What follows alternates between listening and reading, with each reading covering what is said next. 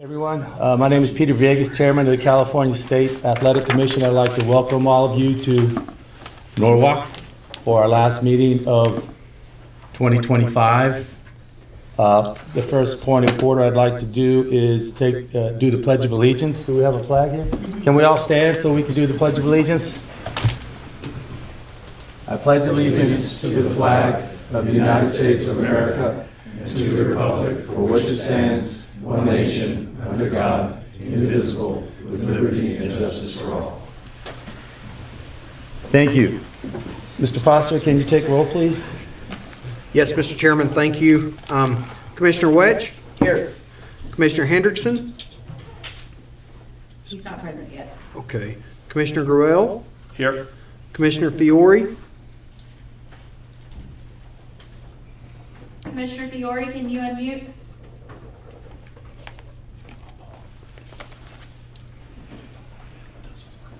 You're not unmuted. Oh. Not downstairs either. Commissioner Fiore, can you unmute? Can you hear me now? Yes, sir. Good morning. Okay. Commissioner DeMars? Here. Vice Chairman and Dr. Williams? Here. Chairman Villegas? Here. Sir, we have a quorum. Thank you very much. I'd like to start today's meeting by just, first of all, happy holidays to everybody. But I really want to acknowledge the year we had in 2025, especially to our staff for the California State Athletic Commission. Everyone in the staff has been terrific. Obviously, from our leader, Andy Foster, through the judges, the referees, the ringside physicians, the inspectors, the timekeepers have done a wonderful job, as always, making sure that we strive for excellence in California. And the administrators in the Sacramento office who keep everything on track and keep us running. I really want to congratulate the staff for all they've done again this year in 2025. And I also want to give a special acknowledgement to my colleagues, my fellow commissioners, Commissioner DeMars, Williams, Gruelle, Wedge, Fiore, Hendrickson, who's not on yet. I have never been around a group of people so passionate about a subject. I thought I was passionate about this, but my fellow commissioners are just as passionate, knowledgeable, committed, in the efforts that we make to work as a team. We don't agree on everything when subjects come up. We have a lot of individuals who have a very strong point of view, but what I admire is our ability to discuss it professionally and keep in mind we try to do what's best for the participants, focused on fairness and safety, but for the commission as a whole. So I just want to thank all of you for your commitment and your passion and focus on your roles as commissioners. Lastly, I want to thank our staff who was in Colton doing a Thanksgiving celebration and giving away items to the community. I think that speaks to our commitment just as individuals, as people, and shout out to our CSAC family who is in Southern California. And to remind everybody, I believe we are the oldest commission in California, over 100 years old. We started in 1924. Was anybody born? Yeah, Andy, you weren't there. 1924, after California outlawed boxing, we started a commission, so that I think that makes us over 100 years old. And then for the boxing family, I'm very proud to announce that we were able to get Muhammad Ali a postage stamp, which will be coming out January 15th.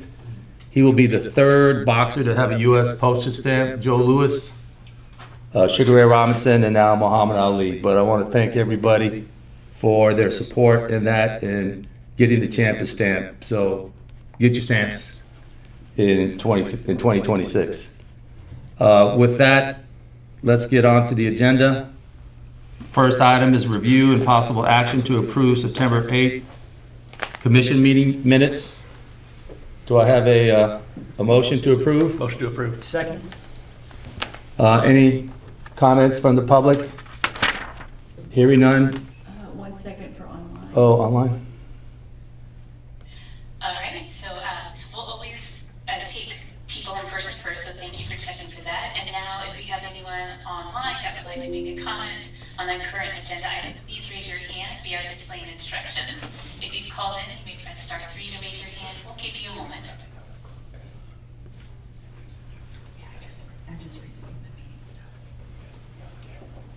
All right, I see no raised hands. I return the floor back to you. Thank you. Hearing no comments, Mr. Foster? Thank you. Commissioner Wedge? Aye. Commissioner Gruelle? Aye. Commissioner Fiore?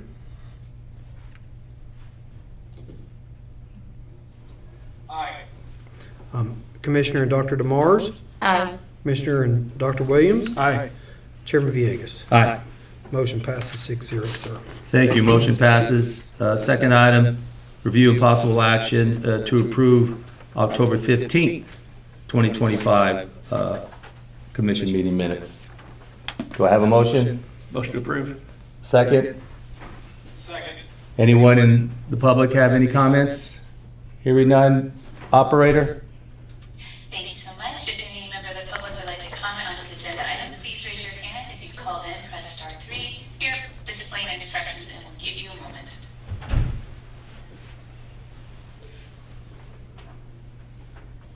All right, I see no raised hands. I return the floor back to you. Thank you. Mr. Foster? Yes, Mr. Chairman. Commissioner Wedge? Aye. Commissioner Gruelle? Aye. Commissioner Fiore?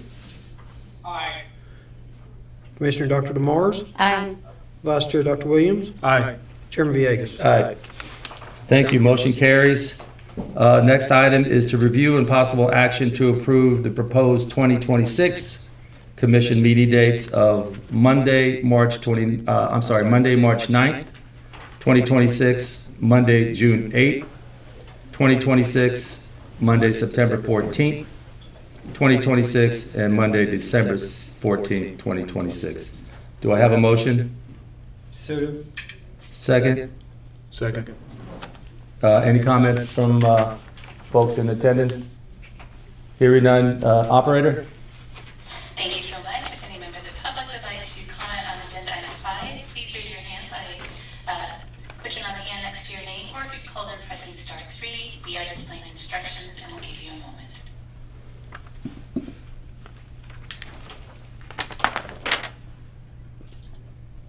I see no request for comment. Mr. Chair, I return the floor back to you. Thank you, Mr. Foster. Commissioner Wedge? Aye. Commissioner Gruelle? Aye. Commissioner Fiore? Aye. Commissioner Dr. DeMars? Aye. Vice Chair Dr. Williams? Aye. Chairman Villegas? Aye. Motion carries. Thank you very much. Now, moving on to the rest of the agenda, the discussion and possible action regarding BKB Bare Knuckle Promotions request for promoter license in order to hold events pursuant to California Code of Regulations, Title 4, Section 533. Mr. Foster? Chairman Villegas, as you know, the commission still has bare knuckle fighting championships on a kind of a probationary license where we're reviewing and coming back.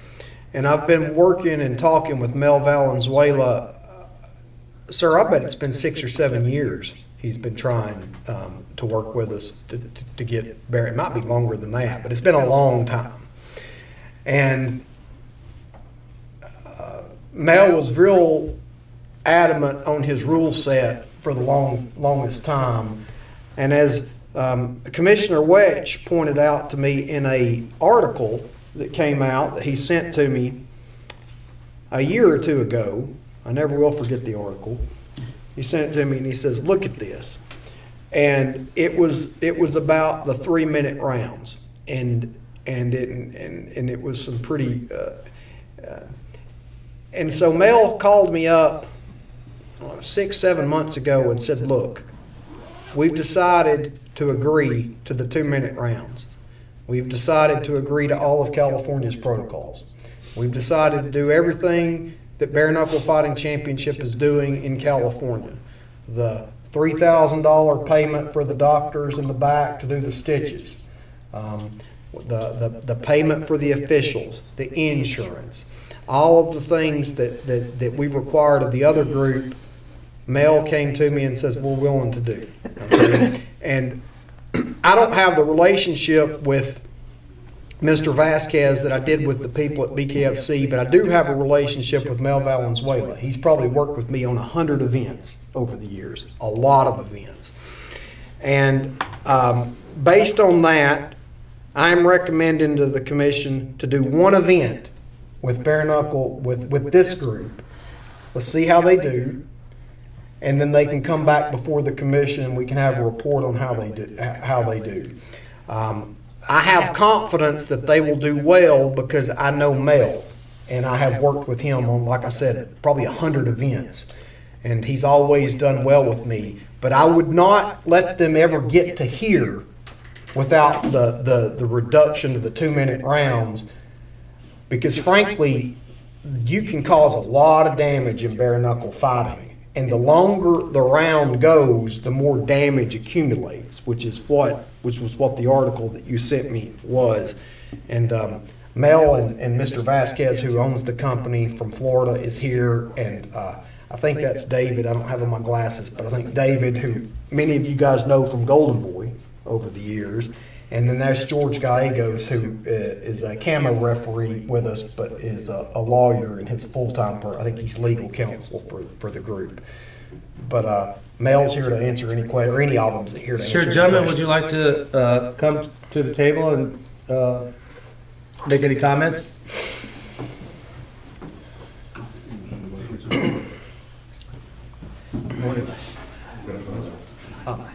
And Chairman, let me just, before they start, I just want to say this. They tried repeatedly to set up meetings in person to come meet with you all. And I know that they did get with you guys, but with my schedule being like it was, and you guys know, these guys did. No, because I wasn't able to be there because I was pulled in too many directions to make it there. We've had a lot of, and I've been traveling. So here they are in person with us. And we appreciate that. Yes.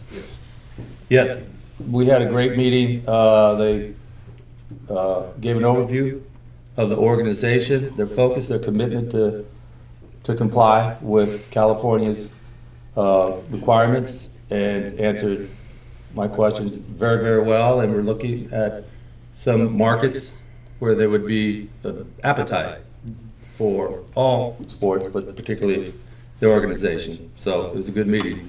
Any highlights or anything you'd like to say? Just very happy that you are seeing us this morning and listening. And we are committed to California. As Andy said, we've worked on hundreds of bouts, individual bouts, maybe over 1,000. And we have a solid group, as you can see, of executives and professionals who've been in the fight game probably over 75 years between us four. And David and George and myself live here out in the LA area, so we are fully committed to California and to doing hopefully more than one show. And again, George. Yeah, so I think the commission is well aware of the rise of bare knuckle or how it's evolving. I was with Golden Boy for approximately 8 years, probably more significantly. I've been a camo referee for about 13 years, so I'm very familiar with a lot of the protocol, the expectations, the need for safety, and how things are run. I just got on board 3 or 4 months ago. This company has been doing bare knuckle for about 10 years. I think with the evolution of bare knuckle, it's becoming open in more markets. From as a California native, being a member of CAMO, I've always saw California as being the leader in terms of standards, in terms of referees and regulation and commissions. And I felt comfortable enough that bare knuckle has evolved to such a manner that it is now primed to then cross over, so to speak, into a more mainstream audience. It's been done in Florida with this company. They've been practicing for 10 years. It's been done in Tennessee. I really think, and I really hope, that California now can take the lead to then sharpen it up. And that's why I joined 3 months ago, because I believe in the company, in the sport, the evolution that I've watched for the last 5 years. I believe it's, at this point, set such that it is a refined product, and that the California Commission can actually take a lead in instituting the different rounds, the standards of doctors, the standards of referees in California is unmatched. I think a lot of those factors, California can take the lead in helping this bare knuckle boxing if it does become such a mainstream sport. And that's simply why I joined. As Commissioner Foster pointed out, I am an attorney. I worked for Golden Boy for 8 years, so I know a lot of the processes, the legal risks. And with Camel, like I said, I really saw how great CSAC is with leading the MMA standards and referees and doctors, and kind of, is implementing a lot of the gold standards. And I'm hopeful that this commission can also take the lead in that with bare knuckle, and I do feel it's ready for that to happen. Thank you. My name is David Tatro. I'm the CEO at BKB, Bare Knuckle Boxing. I joined just back in May. Formerly, I was president at Triller. Did a number of events with this team under Triller. We did acquire BKFC, so as part of that evolution of bringing bare knuckle into California, and it worked extremely well. And prior to that, I was chief business officer for Oscar at Golden Boy for over 8 years. And I handled all of their high-level business, from sponsorship to television deals, media and entertainment, etc. And the one great thing about where we are right now as a company, we're on U.S. platforms, we're on Latin American platforms, we're on in the UK, we're on another platform, and we're into over 90 countries throughout the world. So from an exposure standpoint, on the television side, I think we're really going to continue to drive our fan base. We do see California, and in particular the LA market, as a very important driver of everything that we want to achieve. We know that there's rabid boxing fans and MMA fans throughout Orange County and LA, and we want to bring them some great entertainment. We want to fire up some of these great venues. We had an opportunity with Mr. Villegas to visit some of the venues down in Santa Ana. We were considering some of those. In the past, Andy, when we brought in BKFC, he asked us to work with Pachanga. That's one that's on our list as one to potentially fire up, and also even just in Hollywood going into Avalon and really bringing the crowds in. The one good thing about, there's many, but one of the really good things is our audience composition. It's very young, so we hit a lot of the Gen Z and the millennials as some of the boxing fans are aging out.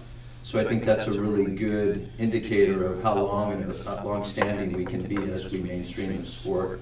And we look forward to working with the commission on making sure that all the protocols are handled at the highest level, all the safety is handled at the highest level, and we just bring some great entertainment to California. Thank you. And I'm Mike Vasquez. I'm the founder of BKB, formerly BYB, when we started back in 2014. I got to say, first and foremost, and you speak with our fighters and our staff, safety has always been a priority for us. We've operated in almost a dozen states throughout the U.S., from Miami, from Florida, throughout Florida, out west to Denver, Mississippi, South Carolina, New York, New Mexico as well, New York on Seneca Nation, throughout the UK, and we were the first to do a bare knuckle show in the UAE in Dubai back in 2022, just after the show that we did here in California. Safety's always been a main concern for us. We provided stitch doctors on our own, even when it's not been required. We take our stitch doctor, we follow all the protocols, double ambulances, follow through with the fighters, go to the hospital if anybody goes to the hospital, follow through with the family. So it's very, the fighters are the ones that put everything out there for us, for the fans, and we make sure we take care of those fighters. So that's been utmost concern for us as we've continued to grow the product. As David said, I think it's a future building sport. Bare knuckle is growing, but it's going to take another 18, 24 months for it to continue to catch on. It's younger audiences because of the quickness of the fights, the social media videos and clips. That's what's going to help continue to grow the sport with that younger audience, while the older audience is adapting and realizing what the science, and we do have science. I don't know if we have time to listen to Dr. Lou Durkin, who's been following and tracking bare knuckle as a sport, and our company and all the fighters.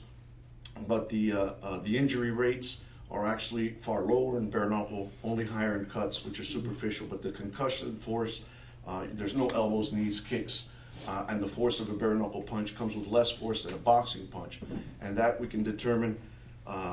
Through sensor technology that we're unveiling now in Mississippi in the month of January, where they measure the G-force of the bare knuckle punch, the speed of the punch and the retraction, and we also have that data for boxing. So from the preliminary results, the test data that we've done over the last couple of events, we can show that bare knuckle punches come with about half the force, about 60% of the force of a gloved punch. So the data has been accumulating, the difference between 3-minute rounds, 2-minute rounds as well. That's something that I understand is a concern for California, and of course we believe it's a big market and we want to oblige, but we do have data that shows that there is no difference between, in my opinion and what I always believed before we even had the data, that a shorter round only let the opponents come out quickly and furiously, and then have a quick break and then come out, so their fights tend to go longer, deeper into the rounds. Our fights, because of the fatigue factor and everything else, they end up being 2 or 3 round fights. So there is data behind it. If you care to, we can share that as well, either now or in the future. But we just appreciate the opportunity to be heard. I think they have their doctor online. Okay, well, first, Mel, George, David, and Mike, thanks for coming out in front of us in California. You have someone else on the line, or can they show the data before I open up to my commissioners to ask any questions? We have Dr. Durkin on. Dr. Durkin? Moderator, can you unmute Dr. Durkin? Thank you. What is Dr. Durkin's first name? Lou. Lewis. Lewis? Lewis? Okay. All right. Lewis, Dr. Durkin, you should see prompt to unmute. Go ahead and click on that. All right. Hi, can everybody hear me? We Yeah. can. Oh, great. Hey, thank you everybody for inviting me. My name is Lou Durkin. I'm the current president of the Association of Ringside Physicians, and I also sit on the ABC subcommittee for the Unified Rules for Bare Knuckle, which is kind of where all of the data has come from. So when we were first coming up with the Unified Rules, we had data from 2-minute rounds and some really good data from that, but we had no data from 3-minute rounds.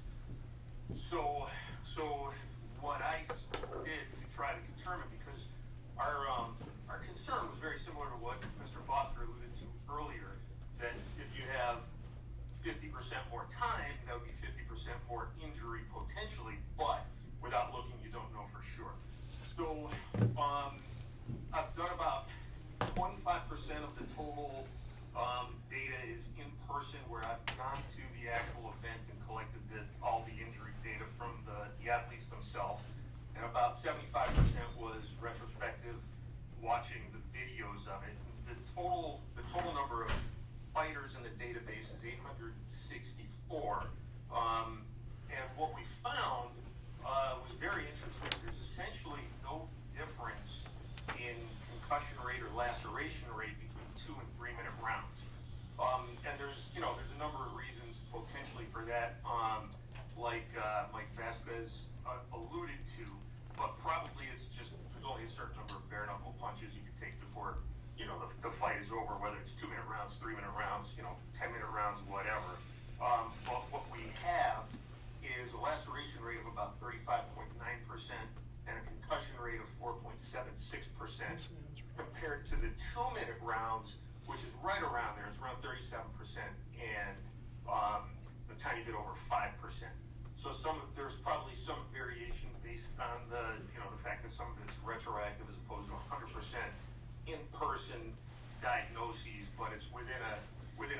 confidence interval that shows, you know, really not much difference despite our initial concerns for that.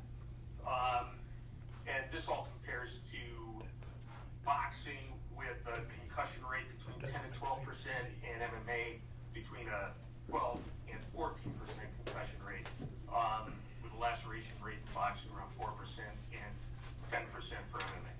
So much higher laceration rate, much lower concussion rate compared to the other combat sports, more traditional combat sports.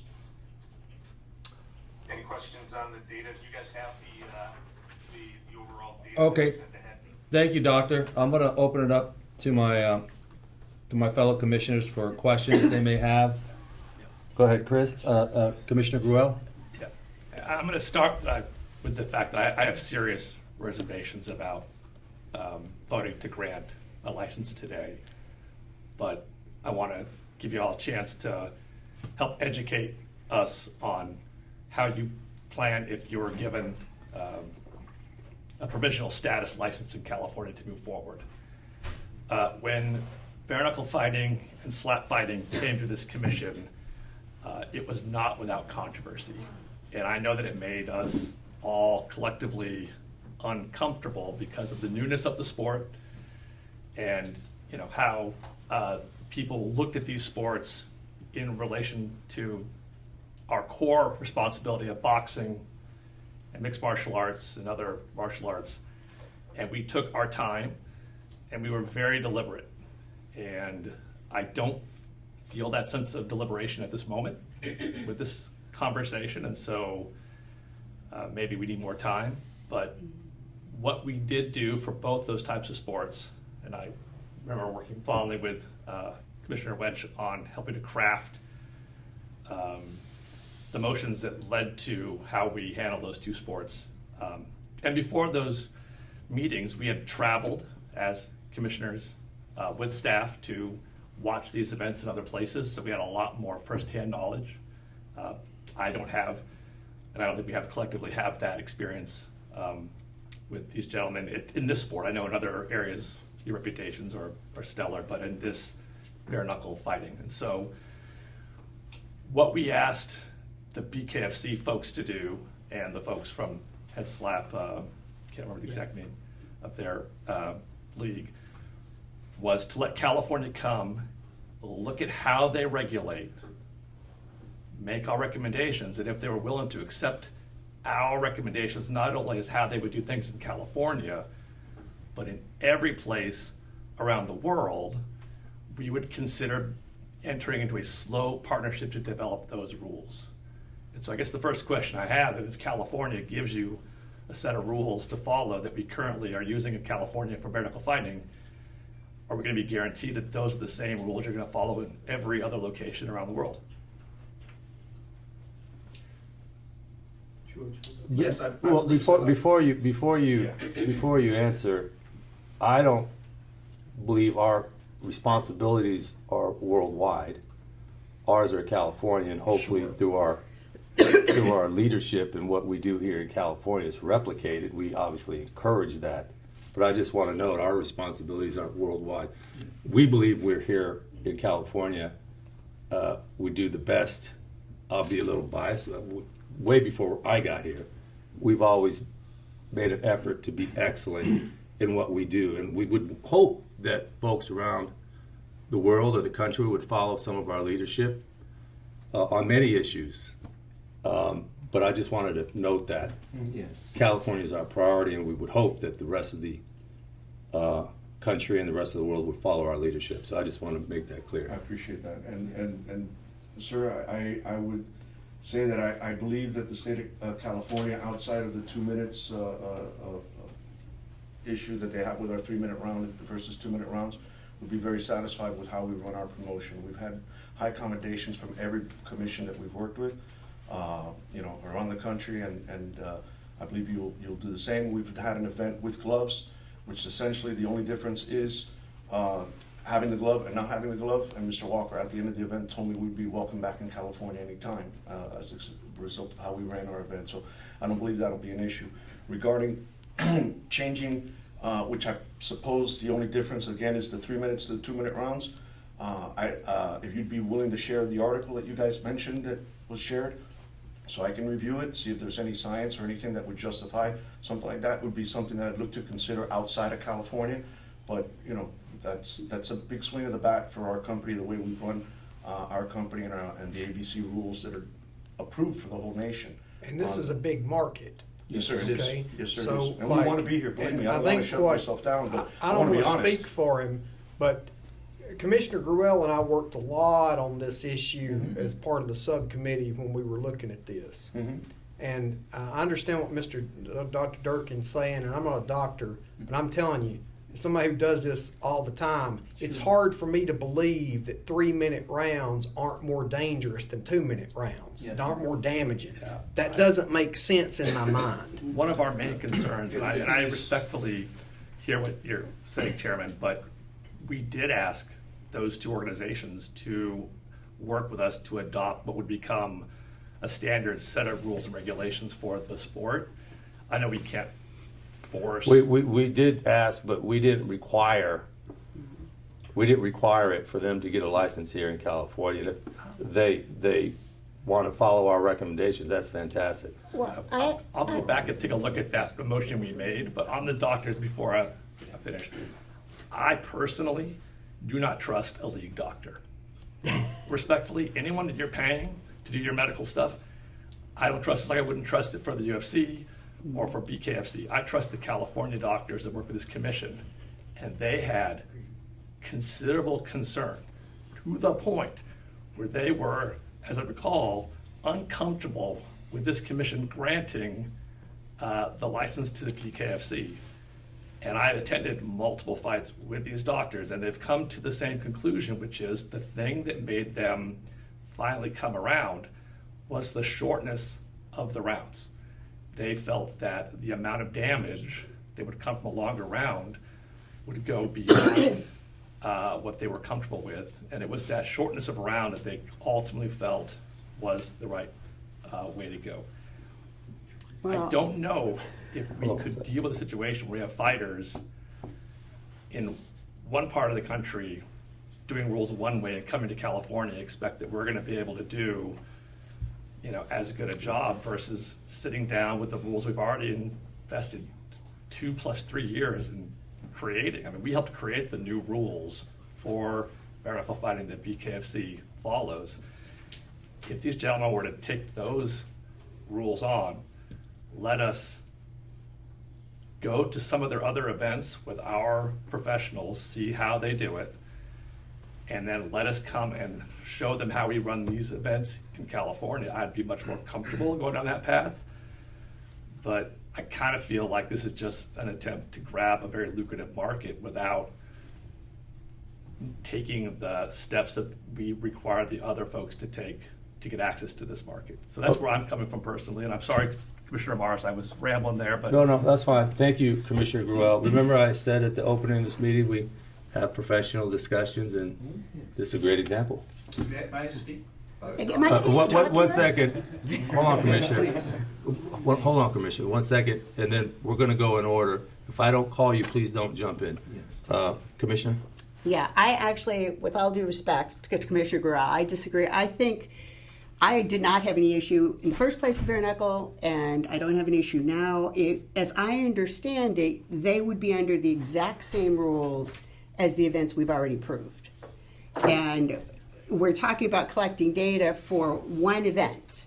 So if they're here, we could see them here. We have people who are from here. I'm very biased against the hometown advantage. We have people who are from here who have experience working in California. So I think with one event, and also the events that I've seen, it kind of, I'm always skeptical if the data presented don't fit with my own experience. I mean, it's not always the case, but the bare knuckle events I've seen in person, online, there seem to be exactly what you said. There's a higher rate of cuts, lacerations, but severe injuries, there's a lower rate. You see fewer. I mean, I remember I was ringside when Anderson Silva broke his leg. Oh my God, I'll never get that image out of my mind. There's been fewer severe injuries, if I have a choice between, you know, getting a concussion, getting a traumatic brain injury, and getting my face stitched up, I know which one I would pick.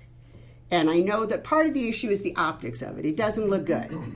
Well, I have kind of a personal bias here because I remember told it doesn't look good to have girls out there fighting. I don't care what you think about how it looks. If people want to do it and it's not any more dangerous than the things that we already allow, it's kind of hard for us to vote against it. I mean, I know there are people that think MMA is violent, that think boxing is violent, and that's their right to think that. But it's also the right of people that want to do it to get out there and do with their body what they want. Thank you. Mr. Chair. What's that, Commissioner? I promised. Sure. So as I started, I think California is the gold standard for all combat sports. And I think respectfully, Commissioner Gorel, your point, which is well taken, also kind of is the reason why I wanted to bring to California. I want California to shape the policy that will be worldwide. So it has to start with implementing California rules and getting the approval of the gold standard of combat sports for that to happen. So I think your point is well taken, but I think that's exactly the reason why I personally want this sport in California, such that that process of changing or at least being adjusted, or the consideration of this discussion happens now as opposed to 5 years later where it's much further. I again, as an attorney, I know the legal ramifications working with Golden Boy, but I think more importantly with Camo, I've been with Camo as a referee for approximately, I think, 14 years. And there have been shows that were done at a strip club parking lot, at a mall parking lot, very different type of venues. But one thing I could always trust is the Camo crew and the regulations under JT, under the lead, that event would be safe. And that would form the basis for what would be worldwide. And I've also, early on have done shows at Indian reservations where there's literally, crack vials in the parking lot that were unregulated. And those still occur, which I'm sure the commission is understands.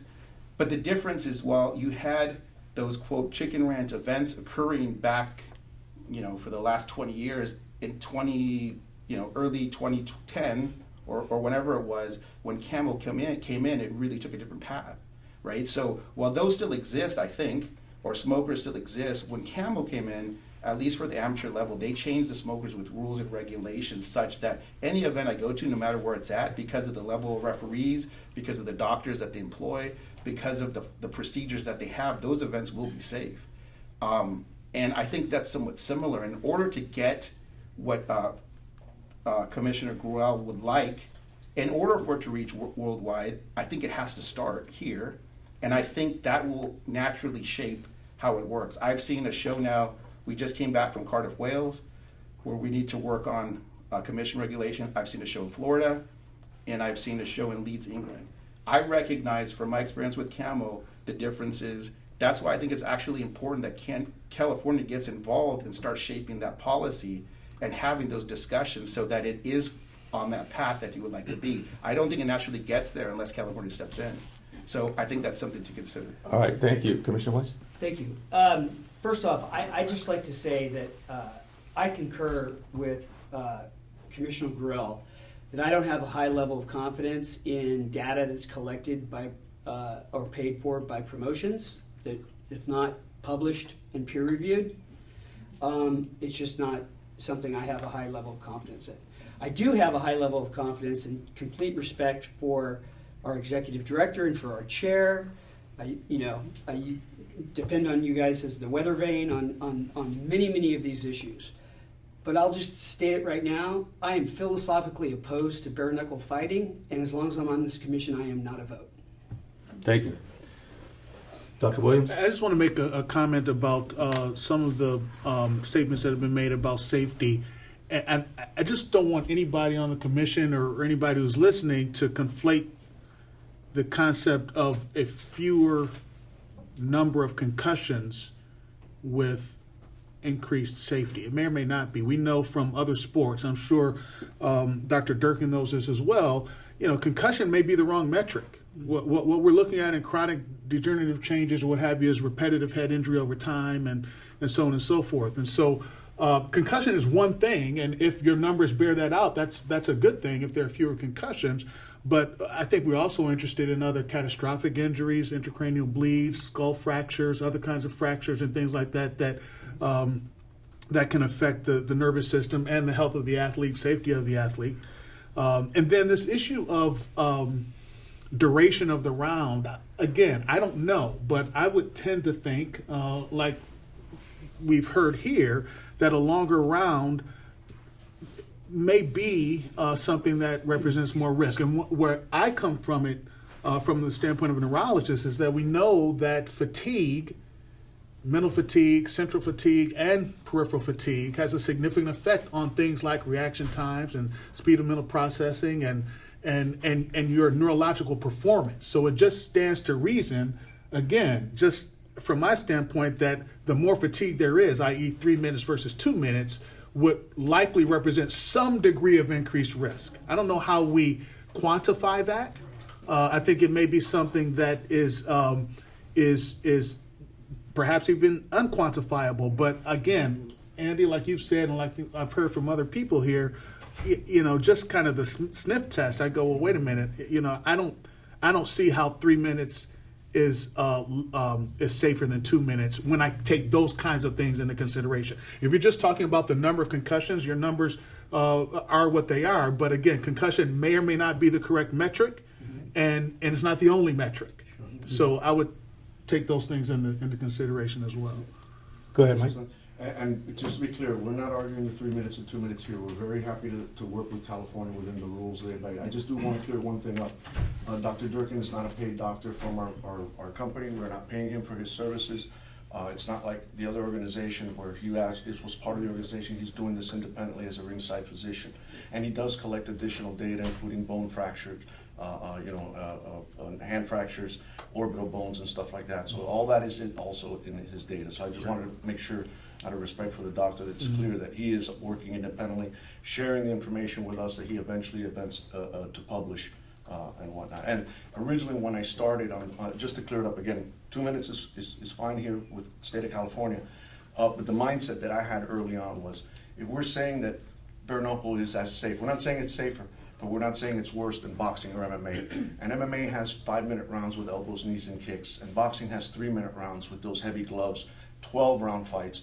We found it to be a happy medium of 3 minutes, and that's what we went with, and that's what we've been following. So that was the mentality, the mindset that we had, that 5 minutes of elbows, knees, and kicks, and grappling, that 3 minutes of bare knuckle would be, less than that. So we wanted to stay below the round. Same thing with boxing, 3 minutes, but we're only doing 5 rounds, 6 for a championship fight versus a 10 round or an 8 round or a 12 round fight. So that was just our mindset. Safety Mike, first has been the issue. Thank you for clarifying.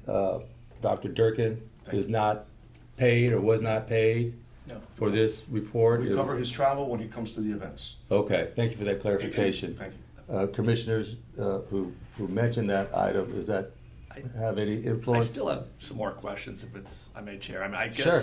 my one question again is that, having seen the evolution of this sport in the last 3 years,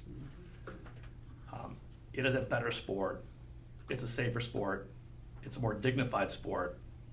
Yes, it's an inherently violent sport, and it is at times can be, for folks who are watching, it can be a gruesome sport, but it is a better run sport now because this commission took its time and worked to make sure that our rules not only were in California but elsewhere. And so the notion, respectfully, that, hey, give us a chance to come to California will help our sport.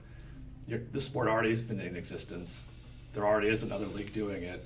They're doing it the California way. I would just be much more comfortable there was one set of unified rules that everyone was following that were the California rules. I also recall that, we worked, I want to say hand in glove, but it's bare knuckle. We worked with the promotion to really come up with these rules. So I'm pretty proud of the fact that California has really improved this sport. I'd like to just make sure that when folks come here, they're following those rules, but I'd like to see a commitment that those rules go to other places. And it's not just the 2 minute rounds. It was around enhanced drug testing. It was around insurance. it was around pay. It was around how the events are scored. I mean, it wasn't just the 2 versus 3 minutes. And, Right. and I'll end with this: as we were at the last bare knuckle fight together, Yeah, which was a fantastic. well-run event. There were some serious injuries with 2-minute rounds. We had one of the fighters had to go to the hospital. I asked every official, both our officials and their officials, how does this compare to the sport 3 years ago? And everybody said it's improved a lot. Yeah, And so, I just like to see that if folks are going to come to California and do the sport here, that we at least get, if we can't force, a commitment that they're going to look at doing these rule changes around the country. I think it's better for the sport. I think it's better for the athletes. And I think it's in keeping with California's tradition of kind of leading the way on raising these sports up, not helping folks find the floor of these. okay. sports. So- Thank you, Commissioner. I want to give Commissioner Fiore an opportunity to opine, and then if there's any more questions from our commissioners, we'll take those. If not, then we'll go for a vote. Commissioner Fiore, any comments? Thank you, Commissioner. Can you hear me okay? Yes. First of all, I want to thank you gentlemen for coming today, and I also want to thank the other commissioners for their valued input. Obviously, you can see that California does take this extremely seriously, and we are proud of our rules and regulations. And as Commissioner Villegas has stated, even though we can't spread those beyond our state, we'd like to think that we're very influential in the safety of the fighters, the promoters, and people in general that are at the events. I think we've done a great job where we are today with this event. And though I was unable to attend the last one, I heard it went off well. And we strongly urge you to take these regulations and rules and our considerations very seriously, because we put a lot of time and effort into those, and we think it's made a huge difference. Thank you, Commissioner. Mr. Foster, you have a question? I have a comment and just a question, okay? I think you guys know why in a unified rule document there is a 2 and a 3 minute option, okay? And you guys know I was not involved in that discussion because I was, at that point, we had not let bare knuckle involved in California, so I wasn't involved, okay? If I need to go back to the association and change that, I will, okay? Because 2 minute rounds I'll have to see some real compelling data to make me believe 3 minute rounds is safer than 2 minute rounds. No one said it Okay. was safer, sir. Well, You just said there was no difference in the data. I don't believe. I mean, I just don't believe it. I mean, I just don't. But my question is, and this was brought up by Commissioner Wetch to me at an earlier time, but this goes on in California, or was going on in California for years. And this commission stopped that practice, but this was recently, very, very recently, a big article came out about using tickets to compensate the athletes. Okay, I don't know if you guys saw that article, but look, and I don't know how the commissioners are going to vote. But I've given my recommend. But I've got to have you guys commit to me and to this commission that you're not going to use tickets as part of your form of compensation. You never have. No, You never have. we don't do that. And if there's other organizations that do, not us. Well, that's a big thing. Now, the commission has no issues whatsoever. Mel's done this with me many times. If you want to give the fighters tickets to sell and give them a little commission, that's just industry practice. Okay? But it can't be part of their compensation. They have to be separate things. Never right. We give you our word on that. That's never happened. It's not going to happen in California. That just came out, I think, recently. You have another question? No, I do want to recognize that of all the compensation sheets that we've seen in all the fights, be it from UFC, all the bare knuckle fighting championship folks have paid their the first fighters, the early rounds, consistently the most. I just am really concerned hearing comments about folks coming into California and having these athletes, getting paid, such. Do we have a per round minimum? We do, sir. It's $200 per round. George, or somebody want to answer? What do you guys pay your opening cards? Like basic, like what's the lowest that you see on a PC? $2,000. $2,000.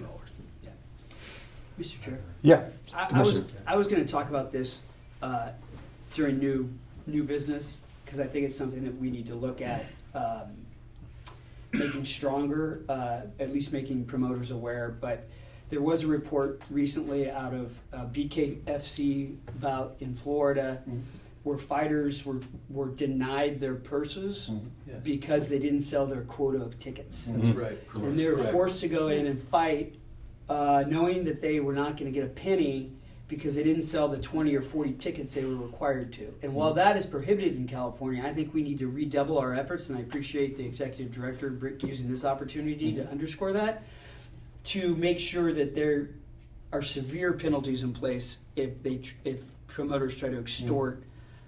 If they want to pay fighters to sell tickets, that's fine, but to condition their purse is absolutely unacceptable. Thank you. We do not operate that. Okay, thank you. Dr. Williams, on the medical front, are you, any concerns? No, I mean, I'd like to see the additional data. You said there's more data than Yes, what sir. I'm sure Dr. Durkin was able to just present in those few minutes. Make But that connection yeah. for you. Okay. Absolutely. I'd like to, before I call for a motion, just thank you guys for coming. As you can see, we don't rubber stamp things. This is part of our responsibilities. I don't consider you, even though the product may be from outside California, but you guys are from California, correct? For a long time. We are just voting on giving them, Andy, as you mentioned, an opportunity to do one bout, It'd be one event, one event, not, and then return. and then return. So that's what we're voting on, not worldwide compliance, not having them change their business model immediately, but be open to adjust the business model as needed so you can replicate the requirements here in California. Because we're all in concurrence here. We think our requirements are best for the fighters wherever they fight. And we hope that we can influence that. And we'll continue to influence that. Even though we're a 100-year-old institution, we're very fluid because things keep changing and we have to adjust as appropriate.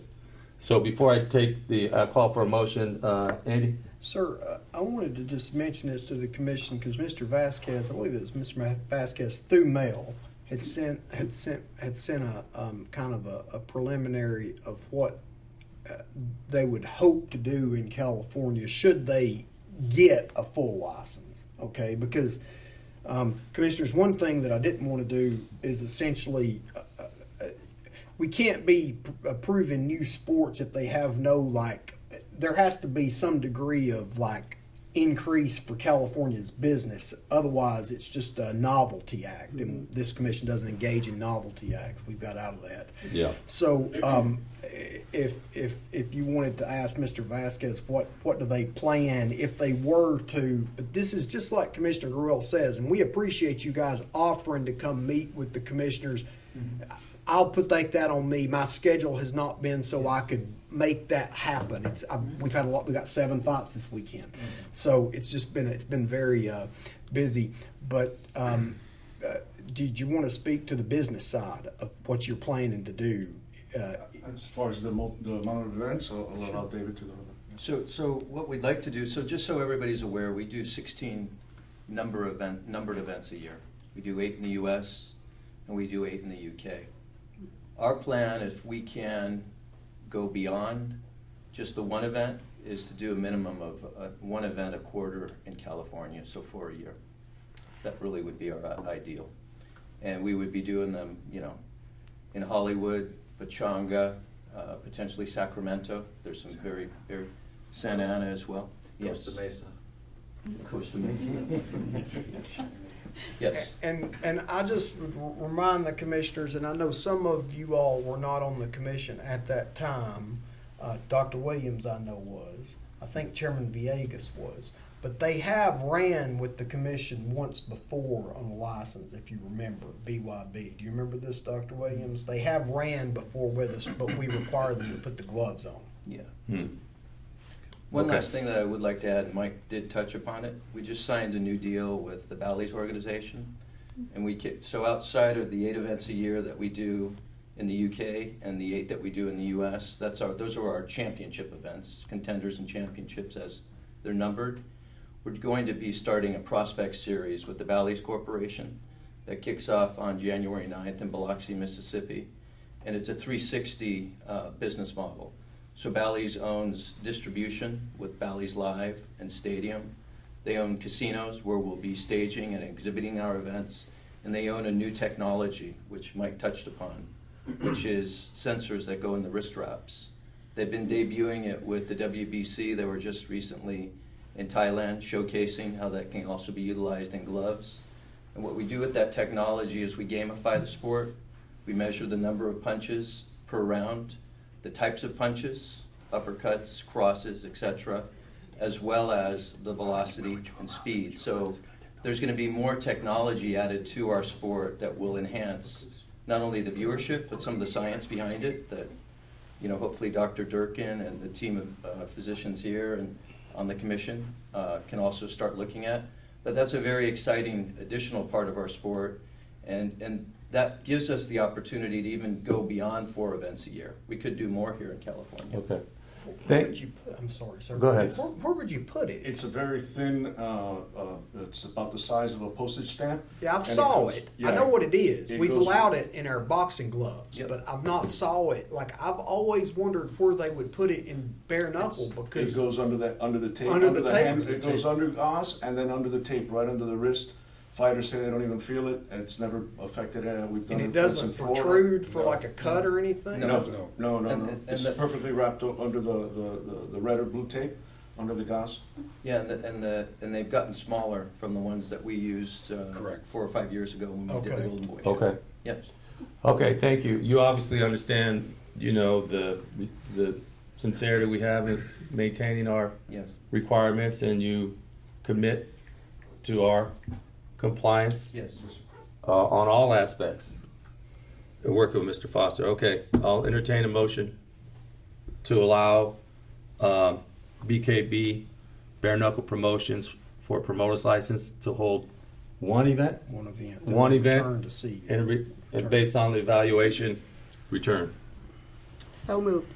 I have a motion. Do I have a second? Second. Dr. Williams, thank you. Any comments from the public? I see a hand. Roy.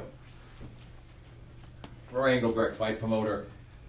With my Fight Club OC show this Thursday, that'll finish my 40 years of doing shows in California. And we only do this because we have a good team. Mike has a great team. Mel, we gave him a start, 15 years ago when he wanted to be a matchmaker in MMA, and Mel has just done a wonderful job.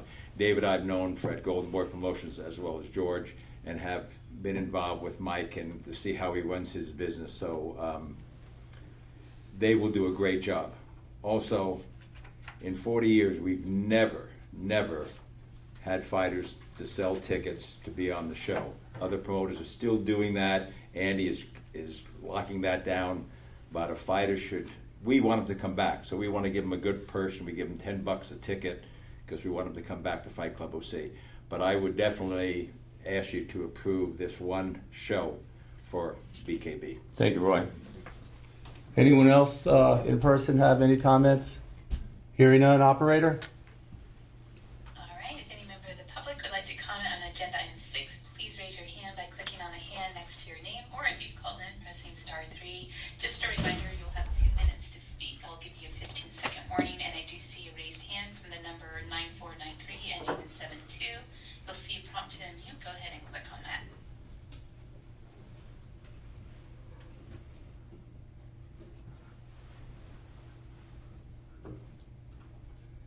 All right, we'll try sending that one more time. is *6 to unmute. There you go. Yes, we can hear you. Well, it was great to hear this. My name is Juanito Ibarra, and I just want to encourage you guys that California is the place with Mr. Foster and others like Mr. Gruel on the commission. But I've been a cut man involved in every aspect of every combat sports for over 43 years. And I have a question. Do you guys have licensed cut men work in your show? Absolutely. Yes, we do. Vic Starita and Sergio Estrada are 2 elite cutmen, and Tamri Morgan is our 3rd. Okay, yeah. And just to let you know, I started the association, certified association, and help write rules for Cali and others, but for hand wrapping and such. And, I've been retired for 16 years, but if you guys ever need a hand, I believe there is a system that I brought to the Olympic Games when they took off the headgear in 2016. All right. Thank you. Thank you so much. Appreciate your comment. Just Andy, and I'll be happy to help with that system to make sure the fighters are even safer. Thank you. Thank you very much. Thank you. Operator, anyone else? Noah, I return the floor back to you. All right, Mr. Foster. Okay. Sir, we may have Commissioner Hendrickson with us now. Do we have Commissioner Hendrickson? Is Commissioner Hendrickson on? I know he's trying to. This is the moderator, and I am not seeing him. He's been trying. Okay. Commissioner Wedge? No. No. Commissioner Gruel? Yes. Aye. Okay. Commissioner Fiore? Aye. Commissioner Dr. DeMars? Aye. Vice Chair Dr. Williams? Aye. Chairman Villegas? Aye. Motion passes 5-1. Motion carries. Sir. Congratulations, gentlemen. Thank you, everybody. Please work with Mr. Foster closely, and we look forward to hearing back. Thank you very much, gentlemen. Thank you. Thank you very much. Item next on the agenda is discussion of possible action regarding California State Championship determination of the January 16th, 2026 Jorge Chavez versus Manny Flores Super Bantamweight contest at 122 pounds pursuant to California Code of Regulations Title 4, Section 384. Mr. Foster? Mr. Chairman, members of the commission, it's been a long time since the commission has issued the California state title. In fact, certainly not been done since I've been here, and Roy Engelbrecht would probably know, but I don't know when the last time that it was issued. It has to be at least 20 years because we went through our records and we can't find any records, and we didn't have any templates. We didn't have anything like that. On the way to the office here, and probably before the end of the commission, you will see Commissioner Fiore purchased one, a California State Athletic Commission title belt. It's the belt that the Department of Consumer Affairs worked very closely with all of us on. Showed you. It's absolutely beautiful belt. And the great thing about the commission's title belt is the commission does not charge sanction fees on this belt. And we have a fight that Golden Boy has requested be the first one of 2026 to fight for this at 122, and it was Jorge Chavez versus Manny Flores. Many of you were at their first event at Fantasy Springs. That fight was a draw. They fought 10 rounds. It is an absolute. The record seems like. It's in the memo. Oh, okay. It's in the Flores memo. is 21-1, and then Chavez is 14-0-1. Yeah, I mean, they're definitely, in my view, worthy of fighting for the California title. They're both California fighters. They fought pretty much all of their fights with us, with the State Athletic Commission, and their first fight was a draw. And I think this would be a good way to bring back the California title, and it's my hope. By the way, Box Rec has agreed to recognize this title as an official title. But it's in our law, it's in our regulations, and so the fighters want. Like the big thing about the reason that the fighters want these 4 belts is one of the reasons is the Box Rec will recognize the title. So if you go, you see it. Well, this is California is a different kind of a place than another state. This will mean something to a lot of people, and it will move the TV needle as well. This is a California title. I agree. So this is your recommendation. I appreciate that. And I want to credit Commissioner Fiore for bringing this up, re-energizing this idea. Thank you, and for working with Mr. Foster on making this happen. Any questions from our commissioners? Hearing none, I'd like to take a motion. I'll move. Thank you. Second? Okay, any comments from anybody in person? Operator, anyone on the phone? All right, if any member of the public logged into the meeting would like to comment on agenda item 7, please raise your hand. If you've called in, you can press star 3. If you are logged into the meeting, you can click on the hand icon next to your name. We'll give you a moment.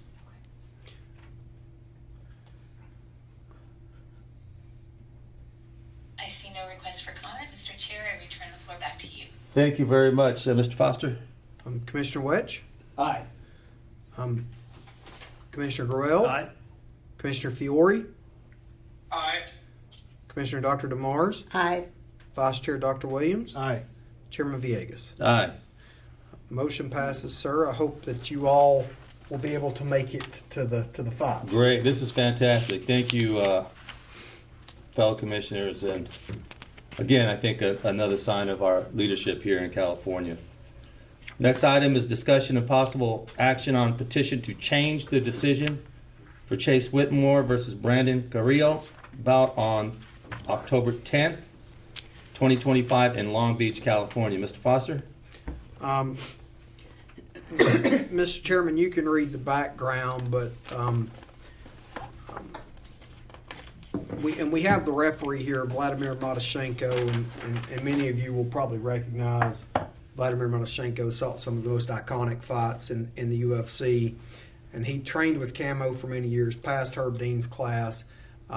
This was one of his wasn't his first, but one of his first workings with his pro license, and there's no doubt that Mr. Matyshenko that the fighter didn't tap. There's no question about that. You'll be able to see that. The question is for the commissioners after you watch it is, would that have made a difference? And I'll just let you watch. I'm not going to give you my comments on that. But and Mr. Matyshenko will tell you. But Mr. Matyshenko, I've spoke to him. He was trying to do his job of protecting the fighter. That was what he. And I think really, Tricia, let's just watch the last 40 seconds of it. I mean, unless the commissioners want to watch the entire round. Just the main portion. Is I already that fine? watched it twice last night. We did our homework, but if we can watch the main. Sorry, that glare is killing me there. Can you identify both fighters right now, Andy? Just so everybody knows who's who. Who's on the bottom? Whitmer's in the red. See the red. So Whitmer's on top and Carrillo's on the bottom. Is that right? Yeah. But now, in the guillotine is Carrillo. Can you get this? Looks like Whitmer's about to shake his head out. Beautiful job. I'm really impressed with the patience of Whitmer in these positions.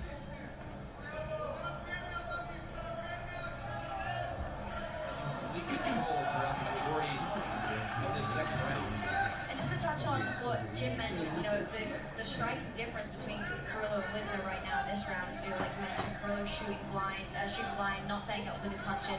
If you notice, Whitmer is constantly giving Carrillo something to think about. He's landing those short shots, and that's enabling him to advance his positions. That's what was going to take out, and now he's in on what looks to be a... Speaking of advancing, Chase Whitmer has the rear naked locked in. Now he's bridging. This could be the beginning of the end. And referee steps in, looks as though Carrillo potentially did not tap, but is unhappy with that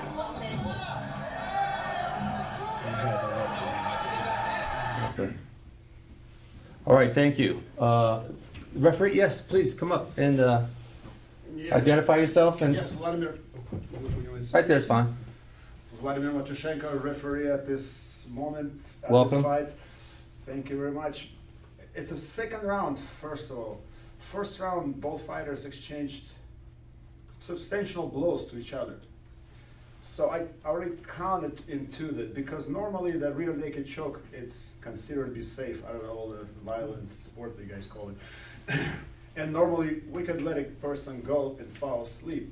The only health concerns after amount of time you under asleep. And in this case, when he started choking him from behind and they turned face away from me, there was no way for me to determine if a fighter's still conscious.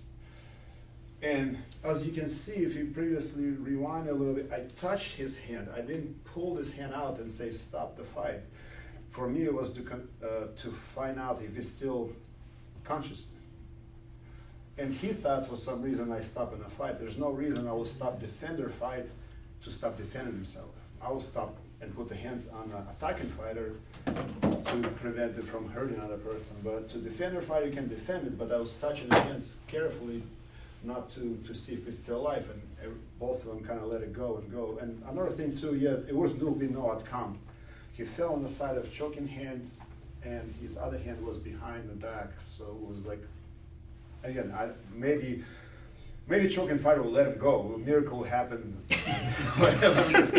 I cannot tell that, but my concern is, again, my main concern is the safety of the fighter. And as I turn away from the cage, you can see it too. I was trying to really see like this, but I didn't see nothing except his body, and I touched his hand, and the fight stopped. I wish I could have stopped longer and without getting any health damage to it. It probably won't, but my concern was too, because they exchanging heavy blows and you get choked. That may make a difference in some blood clot may go. Patricia, can you run that back one more time? Thank you, Vladimir, we appreciate it. And we know that your focus is for the safety of the fighters.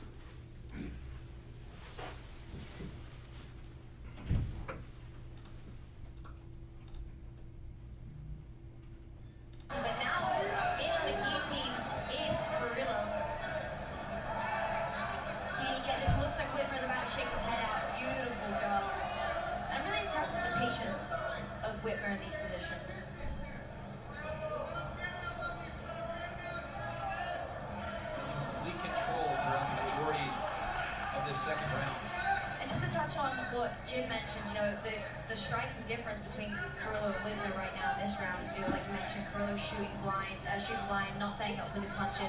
If you notice, Whitmer is constantly giving Carrillo something to think about. He's landing those short shots, and that's enabling him to advance his positions. That's what was going to take out, and now he's in on almost the Speaking of advancing, Chase Whitmer has the rear naked locked in. Now he's bridging.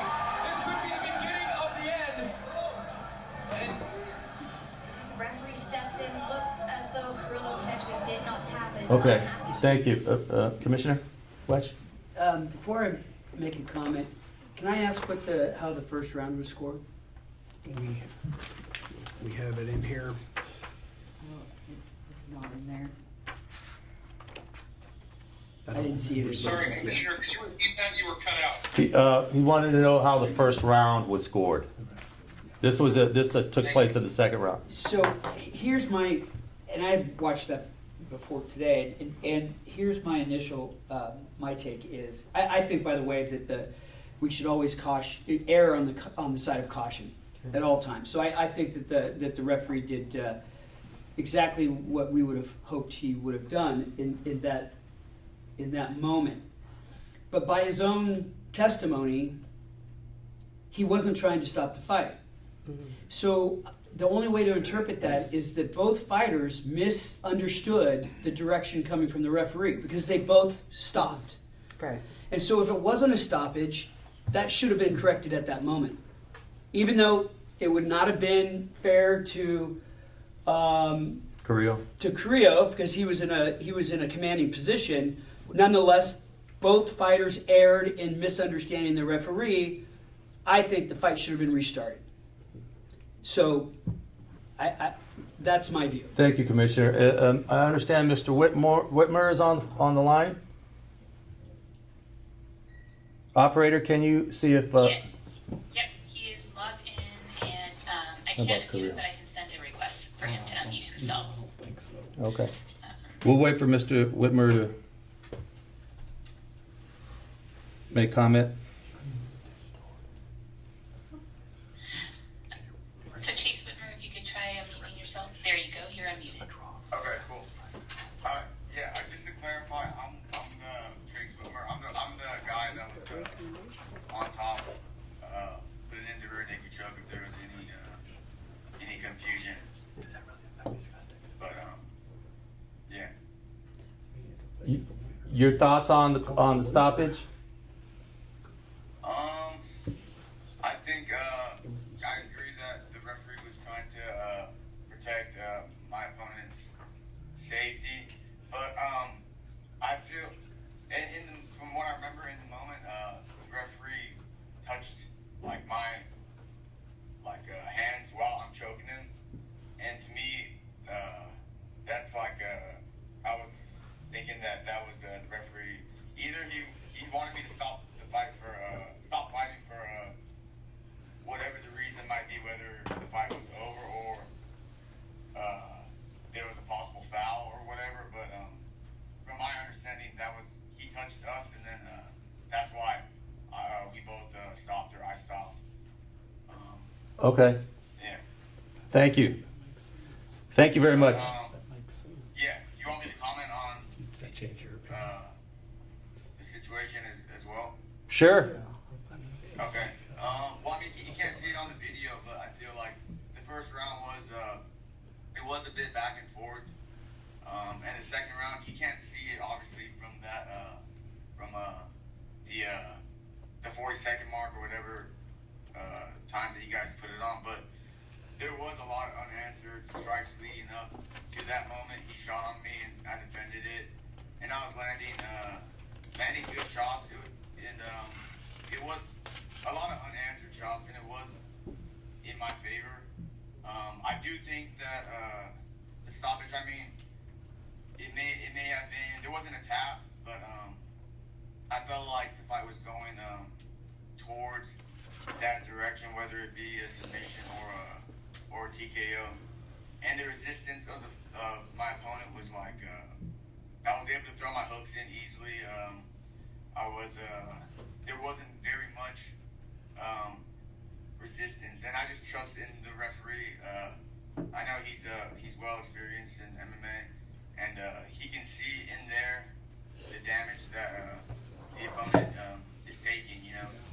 So he's the one closest to the fight besides us two that are fighting, and maybe he sees something that people on the outside Okay. aren't able to see. Thank you, Mr. Whitmer. Thank you. Can I ask a question, Andy? I love going to the rules meetings with the fighters and the officials, because it just shows you just how much respect the fighters have for our officials, and how much our officials are clear with the fighters on how the fight should proceed. And so to get these guys in the middle of like serious combat fighting to, on a split second, have to also respond to the referee,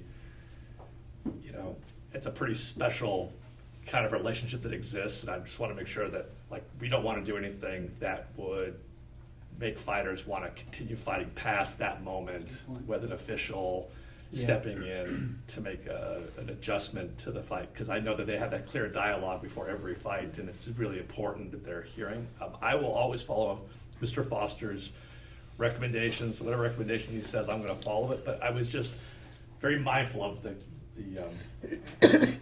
the respect that the fighters and the official have been showing each other throughout this process, and I feel Right. like that it's important for us to maintain that type of trust between our officials and the fighters. Concur. Thank you. And- Mr. Foster, what is your recommendation? Yeah, I had initially thought that this bout should be a no contest based on it being, but as you look at it over and over, and you hear from the referee, you hear from the fighter, I agree. I don't think we need to be. I don't think this thing was going to get no better.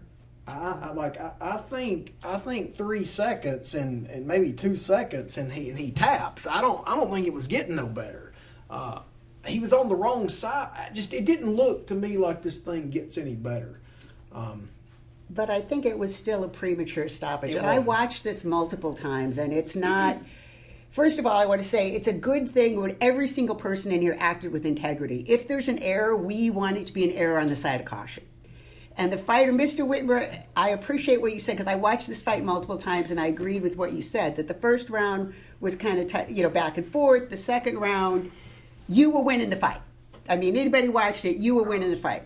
But on the other hand, we have all seen many times when somebody was winning, it gets turned around. So on the one hand, the guy who was winning won, the guy who was winning in the second round. But when I watched that, I thought, he didn't tap. And if it was an amateur fight, if it was somebody's first fight, you might come in and stop it before the guy tapped. But I was surprised that, and it felt like to Mr. Carrillo it was unfair. He should have had a chance to either go unconscious or tap, and he didn't get that chance. And it sounded like, as Commissioner Vetch said, it was an error maybe on the part of the fighters. Mr. Whitmer did the right thing. If you think the referee is stopping it, you stop. Yeah. So there's no villain here, but I do think it was a premature stoppage, and we have to consider that. Okay, thank you. I think, go ahead. Sorry. Just, yeah, I don't I'm curious, like, what other, moment when the referee, like, touches you, like, what else does that mean besides Yeah, he did the right thing. to stop? No, we're not just Yeah. saying you shouldn't have done that. We're saying it was a yeah, Yeah. it was a mistake.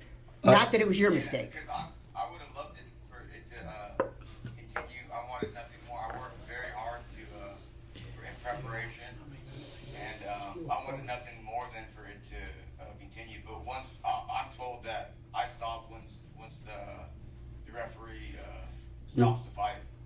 And another thing is you can kind of see in the finishing sequence he is defending with two hands in the beginning, but then as I roll, he switches from defending with two hands to only one hand, and I think it's his left arm kind of goes to the side. I'm not saying that he was unconscious, but I'm saying why would you switch from defending with two hands and then go to one hand unless it's kind of heading into a certain direction. Right. And that's another thing that I just wanted to add. Okay, thank you, Mr. Whitmer. Okay. I'd like to call for a motion. Commissioner Hendrickson is here now. Okay, Mr. Hendrickson's on? Commissioner Henderson, yes. All right, thank you, sir. Possible action on petition to change the decision for Chase Whitmer versus Brandon Carrillo on October 10th, 2025. Do I have a motion? I would move to change the decision. Okay, to a no contest? Yes. Okay. I don't think there's a good solution, but I think that's the best solution. Do I have a second?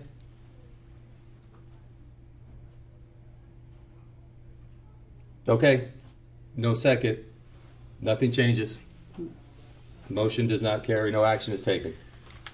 Let's move to the next item. Can you ask the commissioner to please get on his camera if he can? If he can't, explain why. Okay. For Commissioner Hendrickson. All right, Mr. Whitmer, no changes. The decision stands. No contest. No happened. No, nothing. No change to the. You You still get the win. win. Okay, that's not the way I would have wanted to win, but I appreciate everybody. Understood. Thank you. Thank you, Vladimir. No problem. Thank you. We know your safety is the number one priority. Yeah. Can I say something Sure. real quick? Yes, the commissioner will write in the communication between fighters and referees, officials, very important before, and it could be better. And then again, I could do a better job too in the rules meeting, in the locker room, because a lot of times what's happening in the fight in the cage or ring, it happens in the locker room. And we talk to fighters and sometimes personally before fight, because some people don't speak language or whatever. And again, like, to explain that me touching you is not stopping you necessarily. Thank you. Stop means stop. Thank you, Vladimir. Thank you. Thank you for being here. Thank you for being here. I've said this before and I'll say it again. We strive for excellence. We're not perfect, but we always try to correct things when we're not sure. And this is another great example. Commissioner Hendrickson, can you please put on your camera as per our council suggests? This is moderator. I am not seeing Hendrickson logged into the meeting. He's logged in as a guest. He's logged in as a guest. He would still show a name. Okay, maybe he's Unless not. he's logged in through a phone number, in which case I would just need his phone Okay, if you could keep an eye out for that, operator, we'll keep moving forward here. Discussion and possible action on petition to change the decision of Stephen Navarro versus Jesse Mendoza bout on November 21st, 2025 in Long Beach. Mr. Foster? Yes, Mr. Chairman, this is. I think the commissioners will remember a few meetings ago when I mentioned to the commissioners about the difference between the California rules and the unified rules of boxing. Does the commissioners remember me bringing this up? Yeah. I think so. Mm-hmm. And do you remember me saying that one of these days we're going to run into this? Okay. Well, we're here, and Tom Taylor followed exact California procedure. Now, if you look in, and I just want to provide you a little bit of background, you can see California's policy into the way that we do it.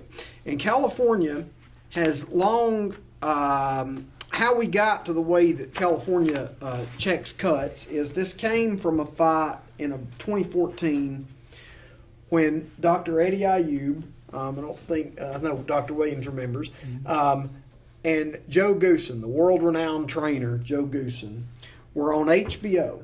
And this was live on HBO, and there was a bad cut, and he wanted to check it.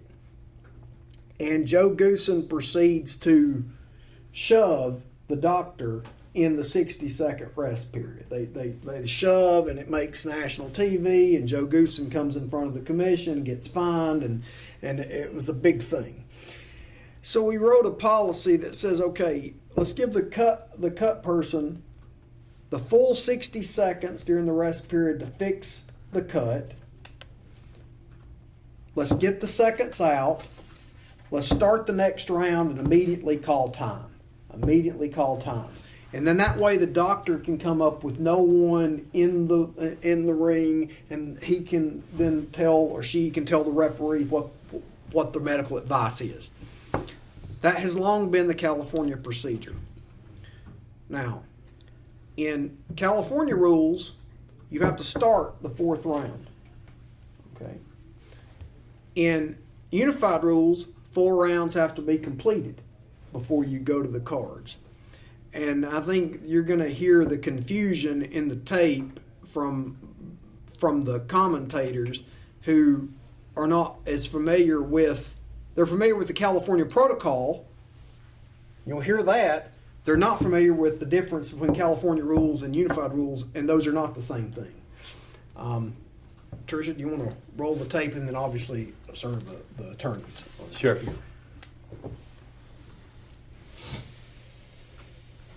want round 3 and round 4? I think yeah. I mean, let's watch let's watch the part that's pertinent, but we don't have to spend a tremendous amount of time because I'm not interested in the way it was scored. That's a different conversation. In the third round. What else is going on here? Navarro's getting a chance to recover.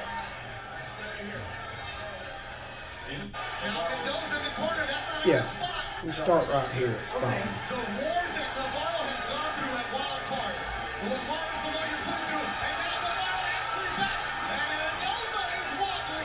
He allowed a block from the right eye of Mendoza as he's pulling at it. Uppercut from Navarro. And it's going to be real interesting to see how Mendoza's corner works that cut in between rounds. And he's still got a lot of time left here. Both corners need to work it. Mendoza breathing heavy. Here in the third round. A war has broken out for for Navarro and Mendoza. Look at the crowd, Beto. They're literally on top of the ring. Everybody, and they gotta check that. That is a nasty cut on the right eyebrow of Mendoza. And he's looking at the replay. And it was ruled an accidental headbutt. Yes, this is it. As Dr. Daniel D is checking. And they're letting him go.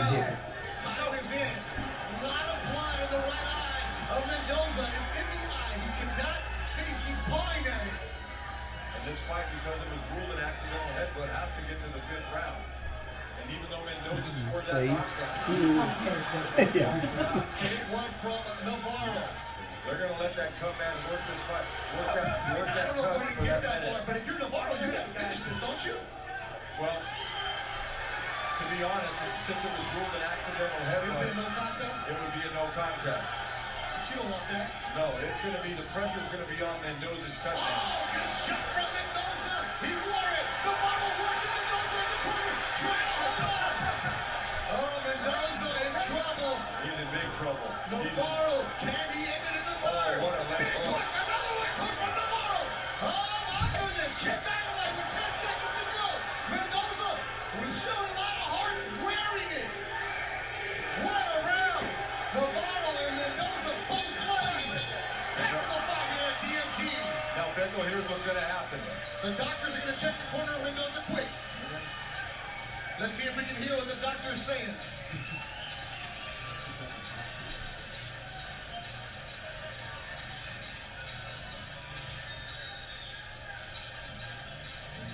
No, what they're doing now is they're letting the cut man work for the minute. The doctor is over there.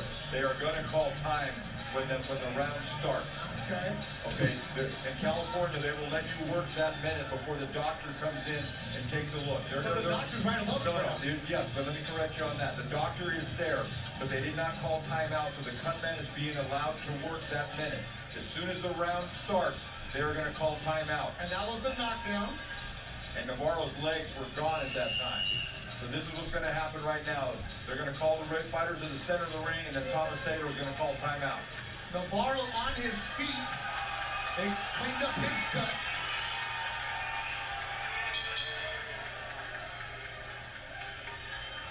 Now doctor is waiting for him. Good job.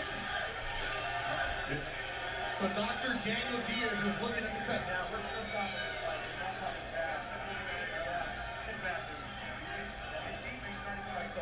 The fight has been stopped by the doctor, but it did not go to the 4th round. No, and they ruled it an accidental headbutt. We finished 3 rounds. Oh, wait a minute. I must be mistaken. They're going to the scorecards.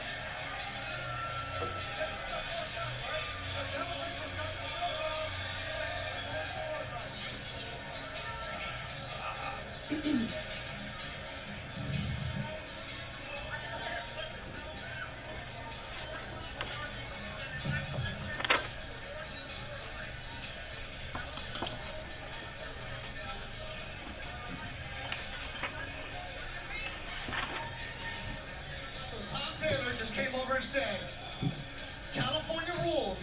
They started the 4th round, took him to the doctor. Doctor stopped it because of the cut, and they're going to go to the scorecards, California rules. And here's going to be the interesting part. There was a knockdown. So the knockdown that happened. There was a knockdown. And that knockdown made Bo very, very interesting on the scoring. All right, so here once again, Tom Taylor, the referee, came over and said, California rules. They're going to start the 4th round, which they did. They called timeout. The doctor checked them out. They stopped it. Because of California rules, they're going to go to the scorecards. But the big thing is the accidental headbutt. Yes, but the big thing is that there was a knockdown and possibly a 10-8 round. And if only 3 rounds were, because that 4th round will be scored, but more than likely, because there was no action, it'll be a 10-10 round. That knockdown made Bo very well. Now, Navarro probably won 2 of the 3 rounds, so we may end up with a draw anyway. So a 10-8 round in the 3rd, and it was a nasty cut over the line of Navarro was not going into it anyway.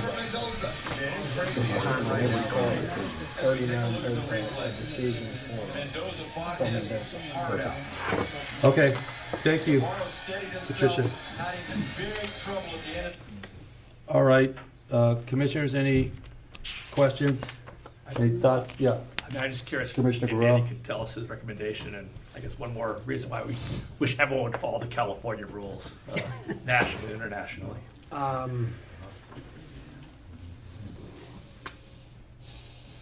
I mean, our people did California rules. I mean, everything was followed. There's not, I don't have any, I can't recommend against the rules that are in our book, okay? If this had been a championship contest, we would have been under the unified rules. It's what makes it, but I'm answering your question, sir. I'm not here to make the case for or against. Ms. Breton, who I've been dealing with, is here to represent Mr. Navarro. Okay, I mean, I have a question procedurally. Why is this even before us? right, It was a rule. You shouldn't be able to appeal the application of a rule. right. They had some other pieces of it that they had mentioned beyond just the rule. I read the letter, and it's detailed, and if they want to try to explain, but I don't think that's, had this not happened. Okay, the so decision- you don't have a recommendation, you're just bringing them, My recommendation is that the decision and Mr. Taylor's decision stand. Stand, okay. That's my recommendation because they followed all of our procedures exactly the way it was. It's just incredibly, it was. okay, I'm gonna give the opportunity for those that are here to speak. Who's here to speak on the Ms. issue? Breton, yeah. Hi, I'm Liza Brereton. I'm here on behalf of Stephen Navarro, who's also here, and Bishar Mooney, his advisor. is Oh, here. okay, hello, thank you for coming. She has a lot of other reasons. Okay, how long, is there a time frame? It's up to the chair. Okay, go ahead. 5 or 6 minutes? 5 minutes is fine. Okay. So thank you for hearing us out. We appreciate it. We know it's already been a long meeting. I'm Liza Brereton. I'm here on behalf of Stephen Navarro, the fighter who you just saw. He's here with his father and trainer, Refugio Navarro, and his advisor, Bishar Mooney. So look, we understand there's a difference between the ABC rules and the California rules. And we have the utmost respect for referee Tom Taylor. He's an excellent referee, and the ringside physician. We know they have difficult jobs. So like you said earlier, Dr. Mars, no one is the villain here, right? It's a tough situation. But we would appreciate if I could call your attention to a few facts that were actually not in Mr. Foster's memo, which I know he had to do a very quick turnaround, but we do think are important. And that is the fact that there was no conduct after that 4th round bell that changed the decision as far as we can tell from being at the fight and in the fight and seeing the video. So I hear that Mr. Foster is pointing to, and Mr. Taylor may also point to, training or protocols for referees that you don't interrupt the break. That is not in the rule. There is no rule in the California, the rules that we have looked at or that apply to the fight that say that. So perhaps that's where the problem lies, is that you have a very strict California rule that is unique with respect to going to the scorecards as soon as that 4th round bell rings, which means you decide a fight on 3 rounds of boxing. Now, there may be times where that is appropriate if there's additional conduct in the 4th round, fighting or a new doctor's evaluation that would change the outcome. But our position is that here there were 2 timeouts in the 3rd round. We show a screenshot of the injury. It was very severe. Mr. Mendoza's trainer acknowledged, yes, after the fact, but that he could not see out of that eye. You can see him kind of moving his head around the hand during that evaluation. But between that and what was happening on the break, which was, if you saw, really no work from the cut man. They were dabbing the cut, but they weren't doing any sufficient work on it. Between those things and the fact that the ringside physician was peering over the corner for the whole break, you had all the data you needed to make the decision. And because the California rule is so harsh, waiting for that 4th round bell means you went to the scorecards and have a fight determined on only 3 rounds of boxing. The fight was turning around in that 3rd round. Yes, there was a knockdown, which we think was questionable, but we're not contesting that here today. But the issue, you could see Navarro was completely dominating the end of, most of that 3rd round. And so here, he now has a loss on his record because of this strict rule and the fact that we contend, although it's a hard decision, there was a delay in stopping the fight. It could have been stopped during the break. The California rules expressly state the referee has the power to stop the fight at any time if it appears the fighter can't continue or if it's would jeopardize his health. That didn't happen here. That might be because of referee training, but we think the consequence of that is unduly harsh because it results in a loss, whereas anywhere else it would result in a no contest or a technical draw, which is what we are asking for here today. And I'm happy to answer any questions. Thank you. Any questions from my fellow commissioners? I would only ask Andy maybe to explain again the California rules that exist today and why those rules exist and the importance of those rules. Well, the rule states in California that the 4th round has to begin, okay? The unified rules that I think are worth mentioning, the other states, 4 rounds have to be completed. Those are not the same thing, okay? So what Ms. Brennan is saying is 3 rounds, we're determining on 3 rounds of boxing. I think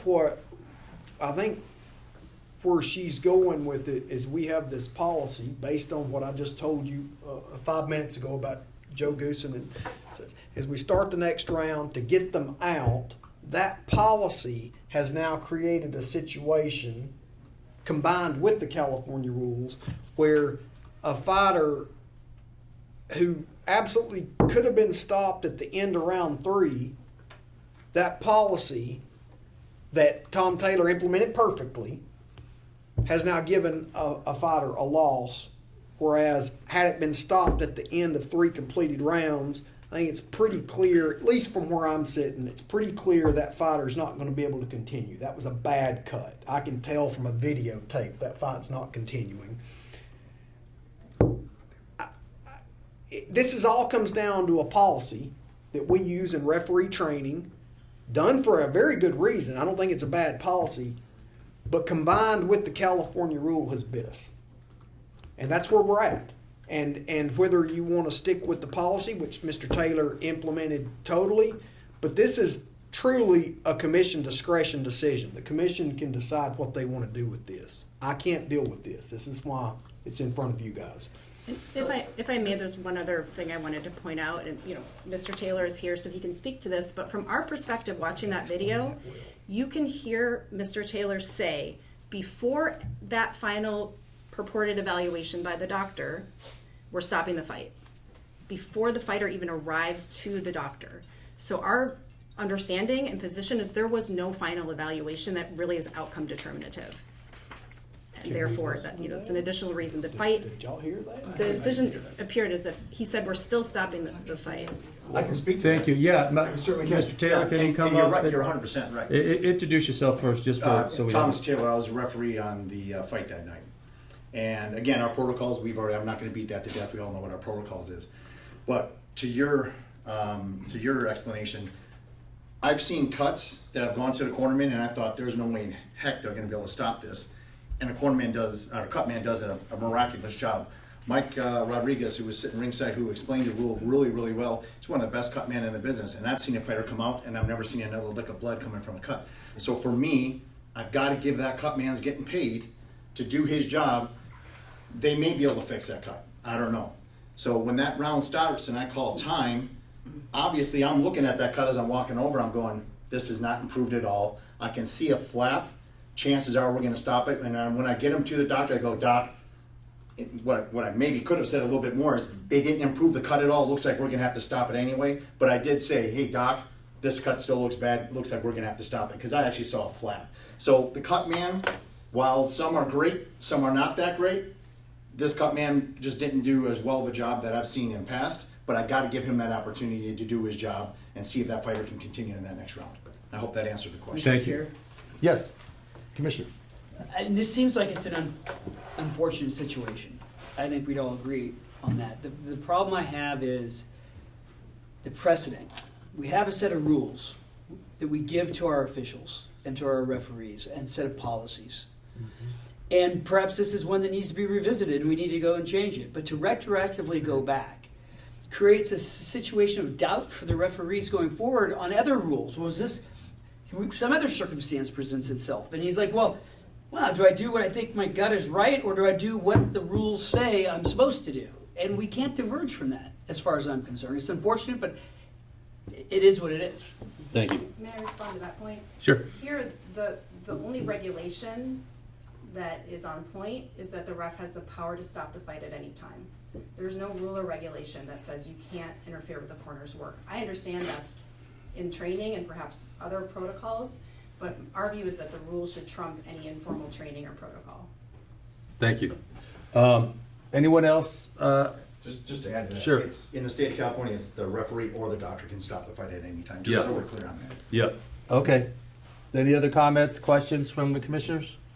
Hearing none, I'd like to put. Is Ms. Mooney able to give a short statement? Oh, sure. Yes, thank you. And here's another comment from Stephen Navarro. Oh, okay. I'm Vishera Mooney. I have been manager since 2021, licensed in California, Nevada, New York, Arizona. Welcome. And thank you. And I manage and advise a few fighters. I advise Stephen Navarro. I've known Stephen since he was 15 years old, and I know him to be an immense character, a fierce competitor, and someone who respects boxing and the rules of boxing. I'd like to read from my statement if possible. Sure. It takes a minute. Stephen is a 13-time USA Boxing National Champion, representing Inglewood, California, who turned pro in 2024 and is signed with Top Rank and is considered an elite prospect. As you know, a fighter's record has significant impact on his career. Stephen's record affects his standing with his promoter, standing in the rankings, appeal to broadcasters and sponsors. I've seen Stephen win and I've seen Stephen lose, and he takes them all with grace. In this particular loss, we believe scoring a fight on only 3 rounds and no action in the 4th round is unfair, and that the appropriate call here is no contest or technical draw. The uniqueness of the California rule, which automatically goes to the 4th round, to the scorecard after the 4th round bell, unfortunately allows for a 3-round fight to go to the scorecards. The California rules also allow for the referee, with fairness in mind, to stop the fight at any time to avoid the situation. We believe that a no contest or technical draw is the fair and outcome for this 3-round fight, and ask for your consideration. Thank you. Thank you very much. My name is Stephen Navarro. I'm the fighter who took the fight. I just want to let you guys know that I am a California native, and I'm proud to be. I just ask that you guys open your hearts. I take my losses the way I take my wins, and that's grace to the man above. However, I do hope you guys open your hearts, because I do believe a 3-round fight should go to no contest, and yeah, that's all I really got to say. Mr. Navarro, thank you for being here with us and your participation, your attendance. We appreciate it. Yeah, thank you for hearing me. Thank you. Do I have a motion?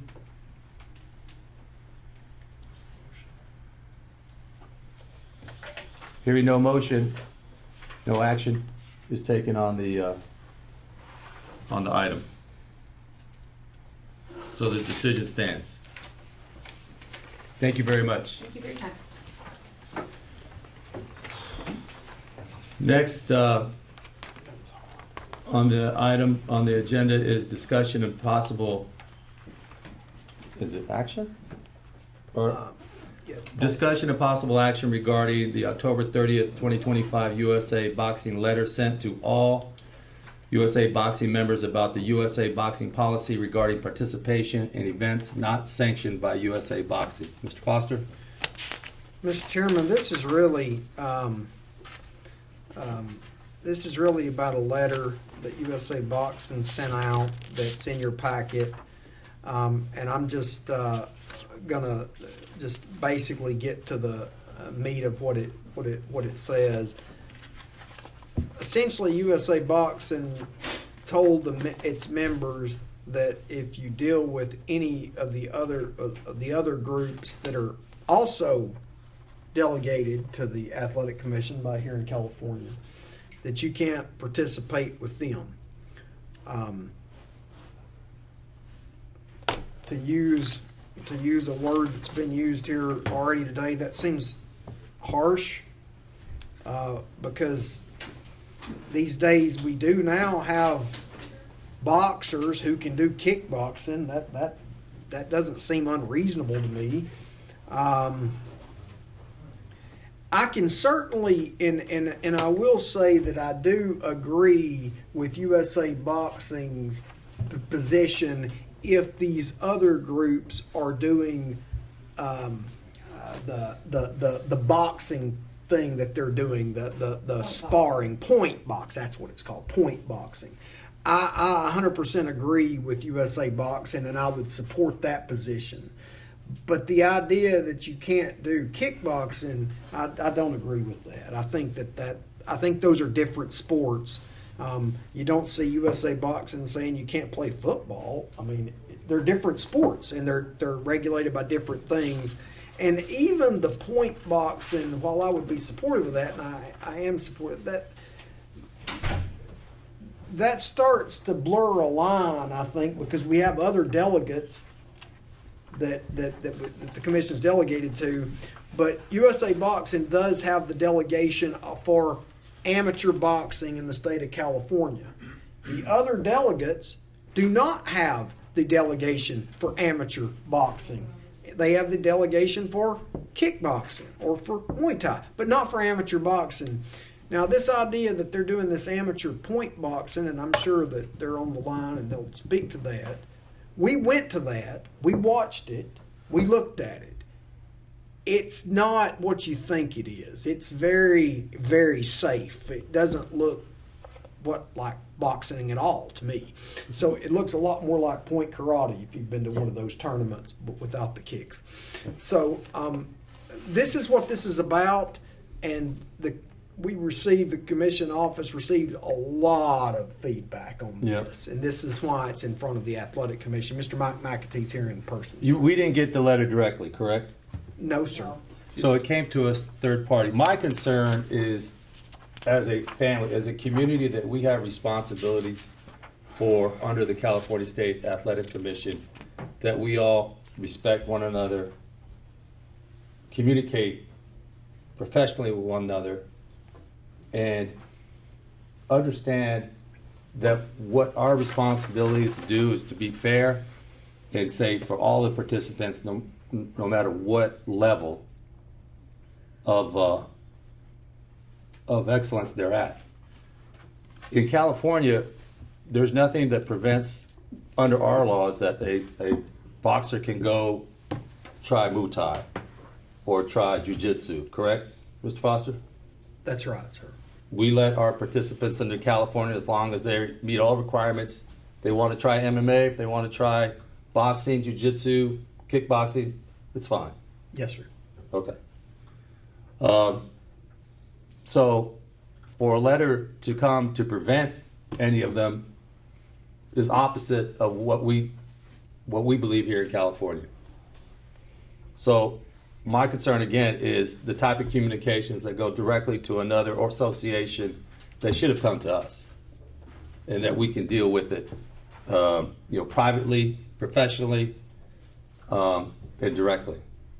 So who's here to speak to the letter? And Mike, are you here to speak to the letter and the purpose of the letter? And I noticed that it wasn't addressed to all organizations, just 2 organizations specifically were called out. Is that right, Andy?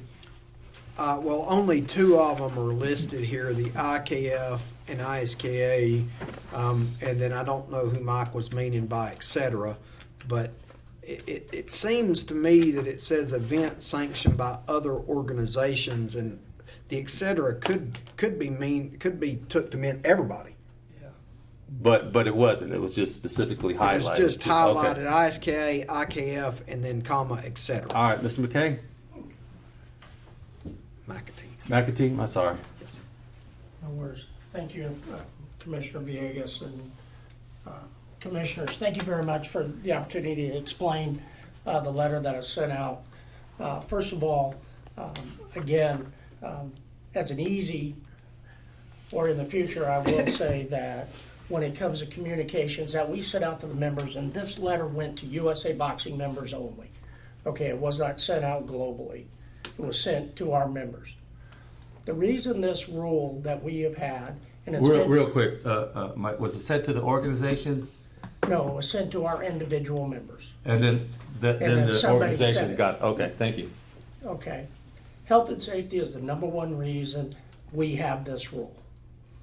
And I'll say that again. Health and safety of USA Boxing members is the reason this rule has been in effect for a minimum of 20 years. Before MMA. And the reason we have this is second concussion syndrome. USA Boxing represents and is governed by the Ted Stevens Sorts Act, the federal law, through the United States Olympic and Paralympic Committee, which the state of California also recognizes as the governing body for national governing bodies. That's in your regulations. Second concussion syndrome has caused 4 deaths in the United States over the last 2 years. I'll say that again. Second concussion syndrome has caused 4 deaths in the United States. The reason we have this is USA Boxing regulates or runs our membership. We don't tell people they can't do other sports like football. But what we do say in this rule is if you choose to compete as a USA Boxing member, you must follow our health and safety rules. There is not a mechanism in the country today that if a USA Boxing member competes in California or any other state and they get knocked out, they get a suspension, USA Boxing does not know. Then they go to one of our events on a Saturday, or they've been sparring at a gym, they get concussed, and they go down. So that is the reason we have this rule, is to be able to protect the boxers. And again, this is free enterprise. Yeah. Our members are free to choose. I don't think it's a question of your rules or the reason for your rules. That's not for us to engage in. To us, it's the communication of how it came to us, how it came to our attention, and the concerns about identifying specifically another organization that's under our purview. That's our concern. I have a question maybe for Jeremy, you might have the answer to, and maybe Andy, you do. Because I guess state means us, state of California. We're looped in with the tribal commission sanctioned. Last time I checked, these are sovereign nations. I'm curious how you feel your federal rules dictate to those folks. How do these rules actually intertwine with our commission? I know that in some cases we give some of our authority to them, but how do the rules actually work in your opinion? Just the relationship between the fighters fighting in California, our commission, and USA Boxing. Well, California delegates. Okay. Okay, the authority. So when this is the way I understand it. When Mr. McAtee sanctions an event with USA Boxing, they're doing so under the regulation of USA Boxing with the approval of the State Athletic Commission. It is essentially a State Athletic Commission approved event that's being regulated by USA Boxing. Okay, the same way I would point out that IKF or ISKA is with their kickboxing. Now, if you see here on the thing, the red, you can see no, no, no. But if you look here in the thing, it seems like there's contradictory. It says non-athletes, that's the coaches more or less and the trainers, are allowed to participate in events sanctioned by state athletic commissions. I would argue successfully that ISK and IKF are state athletic sanctioned events. If they went to a totally non-regulated event, I would agree with what they're saying. But ISKA and IKF, I mean, this commission has approved them just as they've approved USA Boxing. And now the idea of their boxers, that issue is more. See, that issue is more tricky because he's right that there's no database for the amateurs to all go to one place to find the suspension list. So, like, I can see. Can I ask a question to Mr. McAtee? Let's say I'm a member of USA Boxing, and I get concussed while I'm sparring. How are you aware of that? Most of the time, we are contacted by the gym. That is part of, we register our gyms.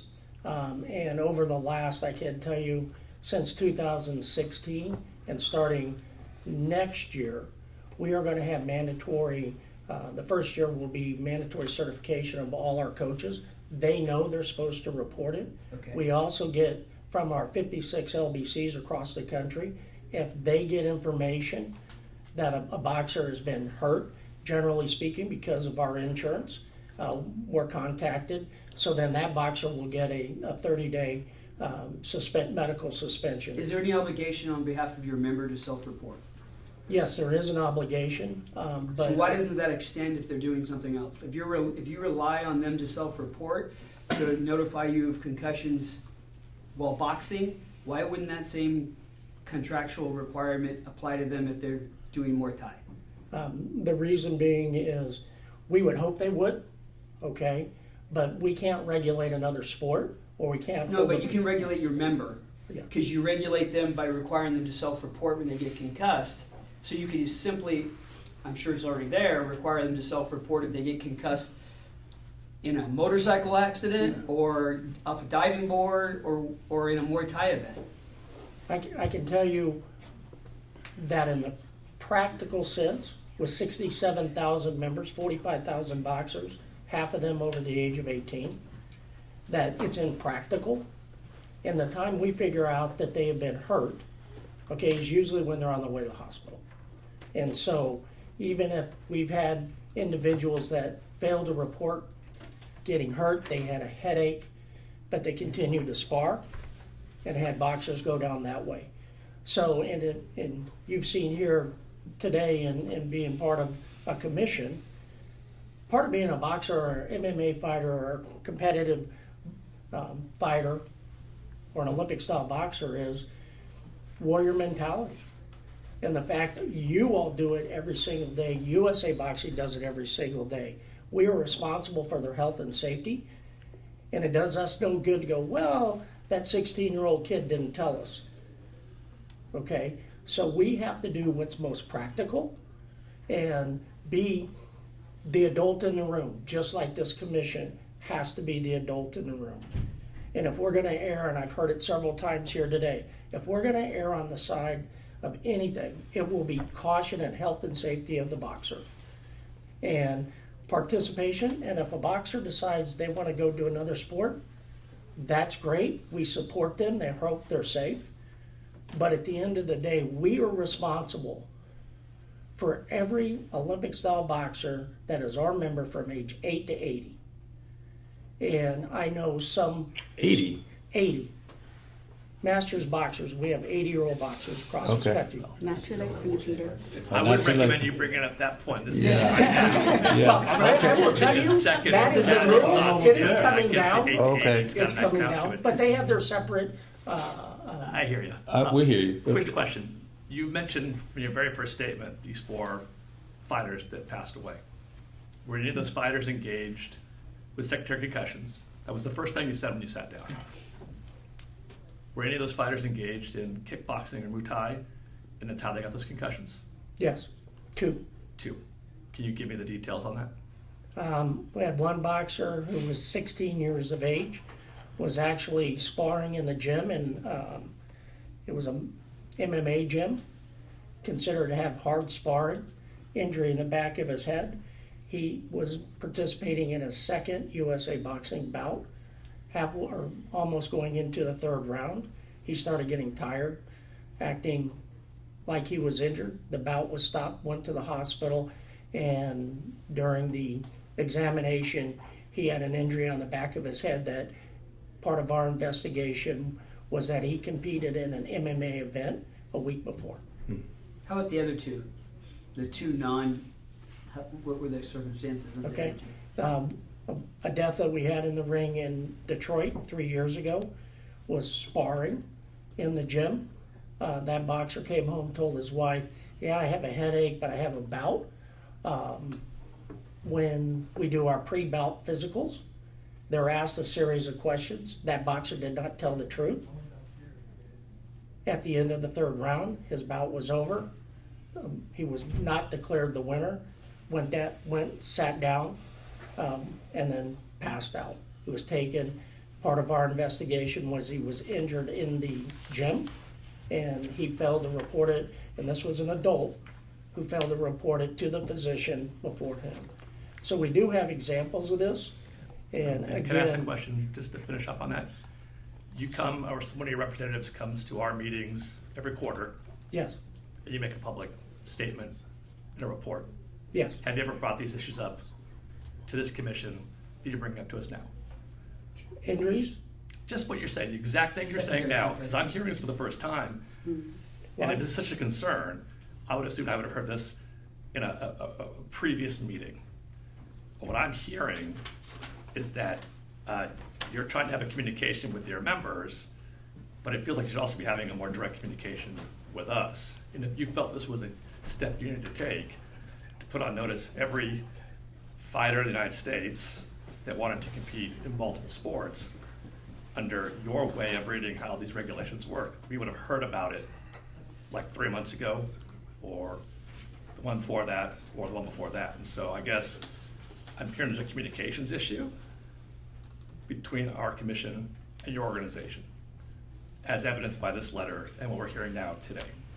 Would you agree that we could do a better job of communicating, I guess would be my question, to your organization? 100%. Okay. And what I would say is that anything that we would communicate not only to our LBCs, and in the state of California, we have 4 local boxing committees, that any type of communication that we would have to those leaders, that it would always be CC'd to you all, and I apologize for that communication. What I can tell you is we submit our rule book. This rule book, the last time we had a full hearing in USA Boxing is when I took over in 2016. This rule was in the rule book that was presented to the commission and accepted by the commission. It has not changed. Our rule book is given to the commission every year, and this rule's been in it every year. Okay. I Thank just you. have Go a ahead, quick Dr. question. Williams. How are you guys defining I would call it second impact syndrome rather than second concussion syndrome? I think that's what the literature and what have you defines it as. But how are you all defining second impact syndrome? When we speak to the doctor and get information, and part of our investigation, if the doctor says this boxer had second concussion, I apologize, I'm not a doctor. If impact is the proper term, but they've described it as concussion. The one instance you just referred to where there was something in the back of the brain, was that like a bleed or bruising or something like that? When they did the MRI, they said that there had been a previous injury. Right, so that may not be how second impact syndrome is defined. Normally, you're talking about an episode where in rapid succession, there are 2 blows that result in an increased kind of intracranial pressure and swelling or what have you, rather than bleeding. So we would probably define that differently. It may have been 2 separate events, but not second impact syndrome. And as was mentioned earlier, obviously combat sports, there's a risk of head injury, but there's a risk of head injury from skateboarding or riding your bike or being in a motor vehicle accident or other things that skiing and things that, people do all the time. So I would just make that clarification that depends on how second impact syndrome is defined. And by the way, there are people who don't even believe it exists. There are people who say, well, wait a minute, there are some people who, for whatever reason, are just subject to this catastrophic, irreversible swelling of the brain, and it can happen whether or not there was a previous injury. We do know that if there is a concussive injury and a second concussion before the first one heals, then you're at risk for longer duration symptoms and more severe symptoms, and that we know. And we know that your highest risk of a repeat concussion is within the first 10 days. So I don't disparage you for keeping athletes' safety in mind and making sure that we're doing everything that can be done to prevent those episodes. But I think this concept of second impact syndrome is sometimes misunderstood, sometimes misapplied, and we do everything we can to prevent it, but we want to make sure we're describing apples and apples. Thank you. Thank you, Doctor. Mr. Chair. Yeah, Commissioner. Just for the record, I think that a policy that just tells thousands of athletes that they cannot continue to be a member in USA Boxing if they want to pursue other interests is way too hardline. I would think that a more thoughtful and responsible policy would be to notice your members that if you don't disclose to us that you are participating in other combat sports, either professionally or just as for your own purposes, that you will have your membership removed. Right? So tell them we require you to disclose to us so we are aware. So then we can ask the right questions when you go to bout. Rather than just saying, under no circumstances are we going to allow you to do that. And I think that that's something that should be considered. Thank you, Commissioner. Commissioner Fiore, you have anything to add? I don't want to forget you up in San Francisco. No, I appreciate that. Can you hear me okay? Yes. I have a bit of an echo on my side. Commissioner Wetch, I agree with you 100%, and I wanted to thank you for phrasing that as you just did. Thank you. Sir, I have one thing that I think the commissioners need to, because I agree with what Commissioner Wetch just said.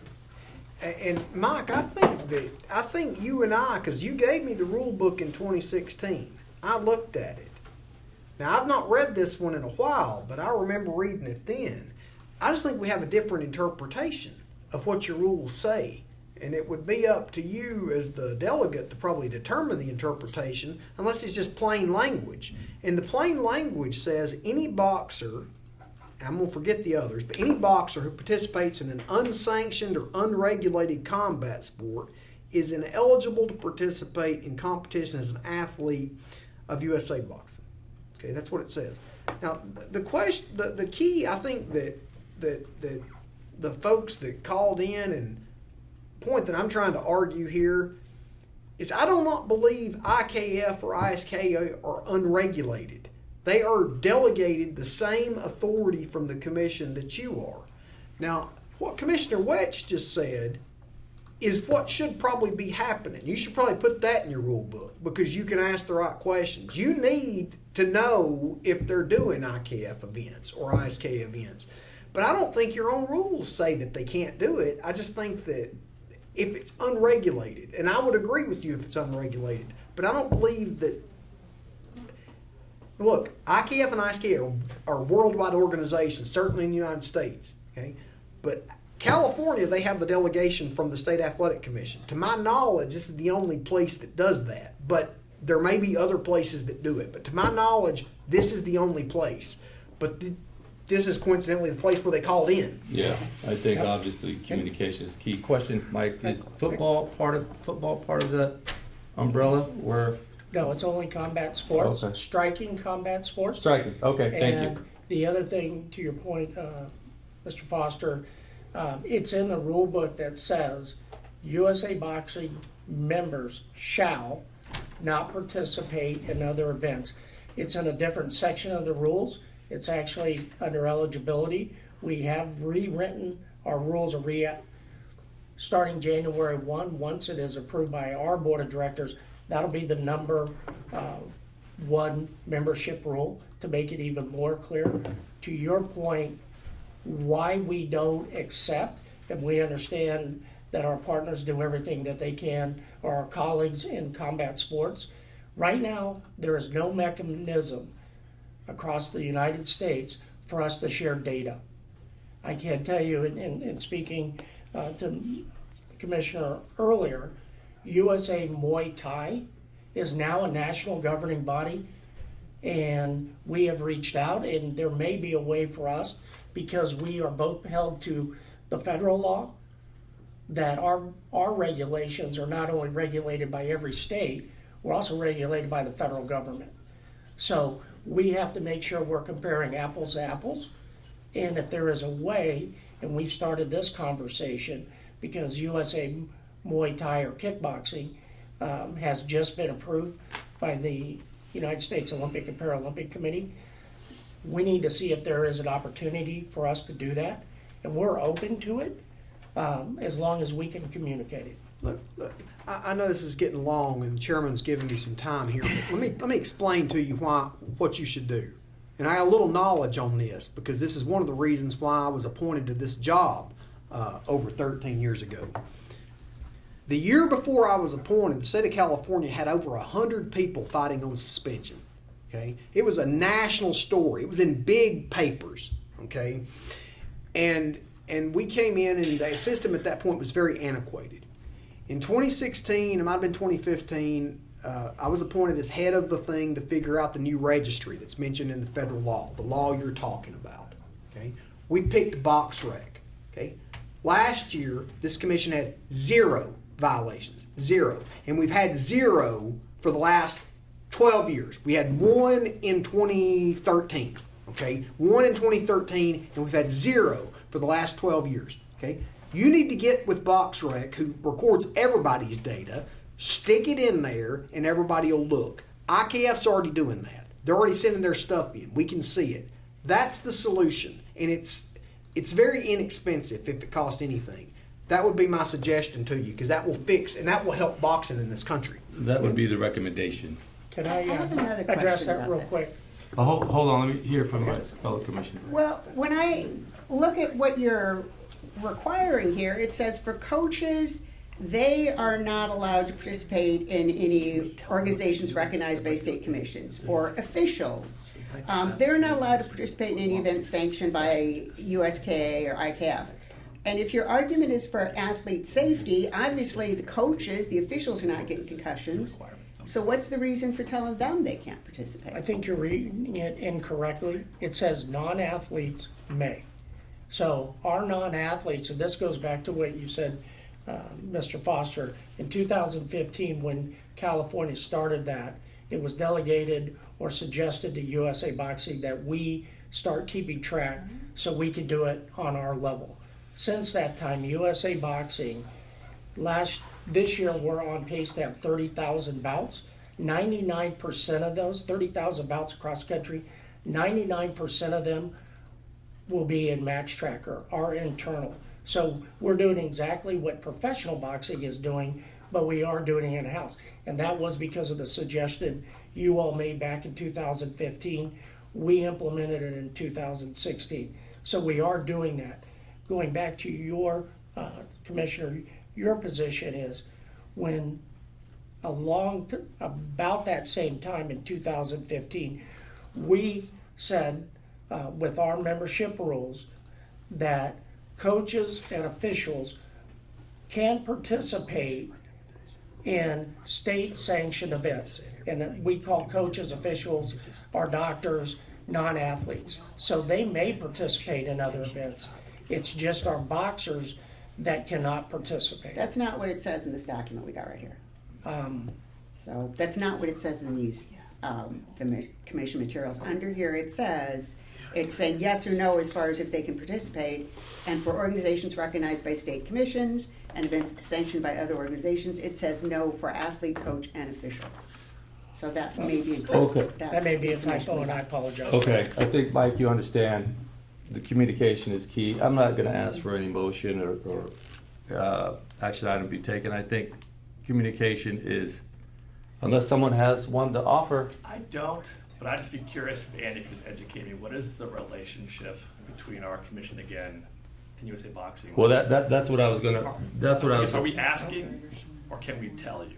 That's what I was gonna recommend, that Mike, USA Boxing, work closely with Andy at the commission so that we can make sure we're parroting the right message, that everyone's on the same page, and that you understand our responsibilities to Californians, and that we can get on the same page regarding any rules or updates or any issues that we may differ. Yes, that's Okay. our commitment. It always has been and will continue. We can improve on it. If you would like, I do think, for new commissioners or maybe are unfamiliar with the Olympic movement and how we're regulated by the Commerce Clause, just like the Muhammad Ali Sports Act is. There are, because, the example I give people all the time in the state of Colorado, you have to have 2 license plates. In the state of Kansas, you only need 1. But if you drive your car from the state of Kansas into Colorado, you don't get a ticket. So our rules and our obligations under the Ted Stevens Sports Act is that we do flow between all states, and we can have some more information provided to you all that may make some more sense. Okay, and I also strongly recommend that if there's any specific organization that we have responsibility or partner with in any of your communications, you run it by us first so that we can make sure this issue doesn't happen again, where it's brought up to us and it comes across in a different manner than maybe the intention. And Commissioner I apologize for that, and we will do better. Someone had a? No. Okay. All right, thank you. Thank you. That's the end of the action items, so let's downshift if we can a little bit and keep this thing moving. So if anybody, go ahead. I have to get the boss to the airport. Sure. So we want to take this opportunity to thank all of you for listening to us today and entertaining us, and I'll be in contact with you, Andy, regarding the show and everything else. You're welcome. May I approach you guys? Sure. Thank you very much. Oh. Appreciate your attention and your consideration. Thank you very much. I'll put you in touch with Dr. Luther. Thank you. Thank you for your leadership, sir. Appreciate it. Thank you for, look forward to coming and Appreciate it. explaining. Appreciate your time. Thank you guys. Happy holidays. Thank you. Your consideration. I'll work with both you gentlemen to show you what company we are. Thank you. Thank you. Appreciate it. Thank you for your time, sir. Thank you, sir. Thank you, sir. Thank you. I don't want to miss the closed session. Are you guys good? Do you have to go to the restroom right now? I have to, we need a quorum here, commissioners. Continue. No, we've already passed all the action items. Our quorum, we don't have to keep a quorum, correct? Well, we'll have a quorum anyway. Yeah, we only takes 4. We only need Okay, 4. okay, if that's what I need to check, fine. I'm gonna have to leave in a few minutes. No, go ahead, that's fine. You may want to, if you want to participate, you can flip the script. Yeah, I was gonna suggest if we could Okay. go to closed session now and then Okay. do all those reports. It shouldn't be too long. Okay. Folks, we're gonna go into, we're gonna close the public session. We're gonna go into a quick closed session. So if you could be patient with us, we have to address an item while we have our commissioners here, and then we will open it back up to public session. We'll come on and let you know. Okay, thank you. Shouldn't be too long. No action items, so we'll run through the updates and presentations. Mr. Foster, Executive Officer's Report. Yes, Mr. Chairman, we have the budget update, and on our WebEx stream today, we have Cyril Shaw. Cyril is the investment manager for Raymond James, who does the pension thing, and he has about a 3 to 5 minute presentation for you guys. He does this ever so often, usually at the last meeting of the year. Tricia, can you get Cyril? Is he there? He's there as a panelist. Yes, I'm here. Thank you, Andy and Chair Villegas. Can we see him? Cyril, Cyril, do you have video that you can turn on?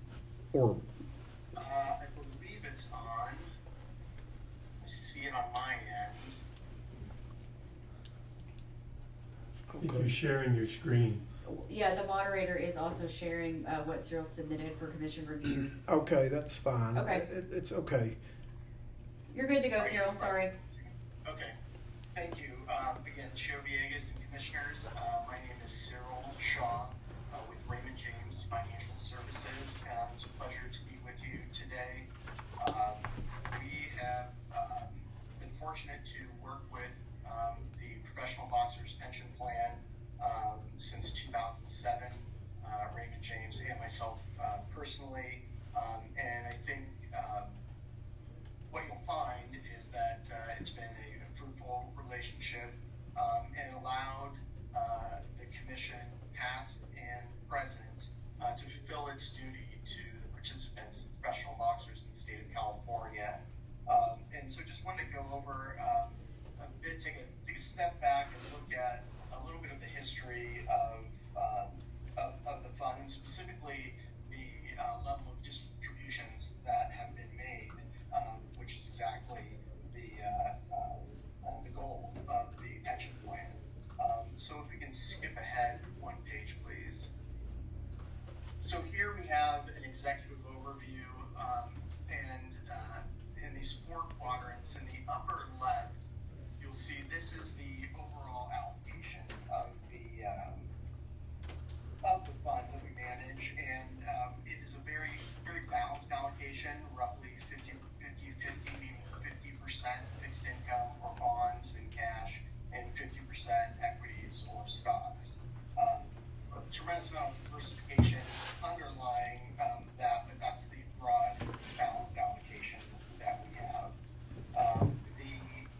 With that 50% allocation to bonds, let me offer up that please interject with any questions that you may have at any time as I breeze through this, hopefully somewhat rapidly.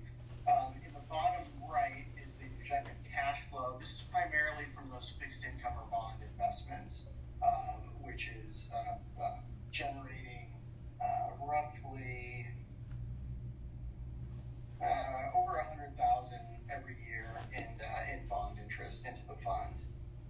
And what I'd like to zoom in on is in the upper right, this value over time chart is actually where I'd like to spend a little bit of time. If we can go to the next page, please. So what you'll see here is the two lines, the blue and the green. The blue line is going all the way back to 2007, when we began working together, the balance of the pension plan at that time, and that is roughly 4.6 million. And the reason that this blue line stair steps incrementally down is because the pension plan is doing what it's there to do. These are all distributions from the fund to the commission in order to then do distributions to the participants, to professional boxers in the state of California.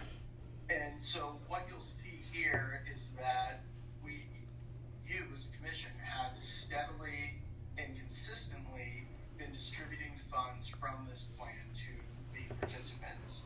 What I'm very proud of is the gap between that green line and the blue line that you see, because that's the difference between the investment performance and the withdrawals.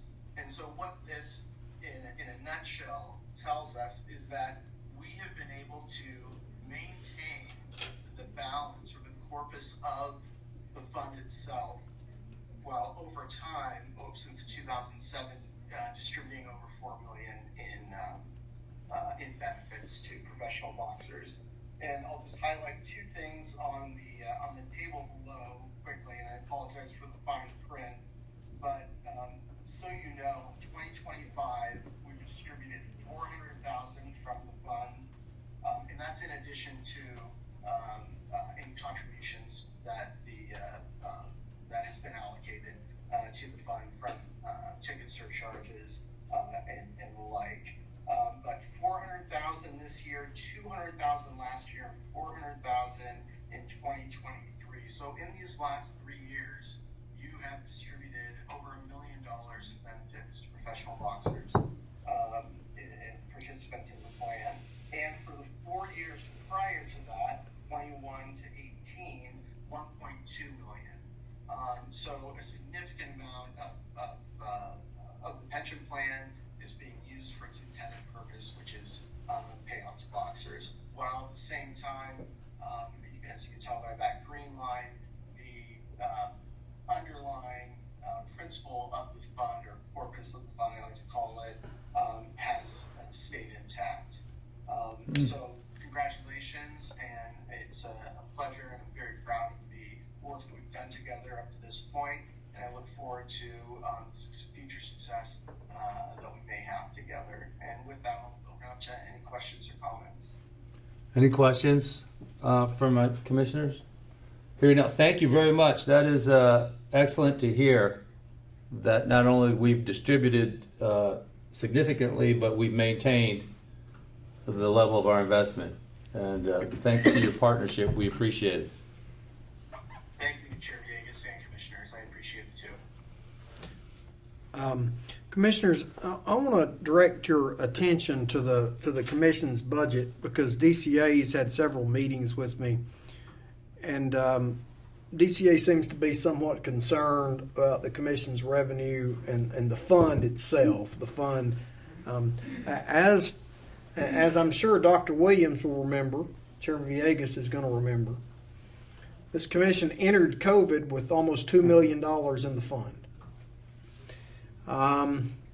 The commission did not take one dime of COVID assistance from the federal government.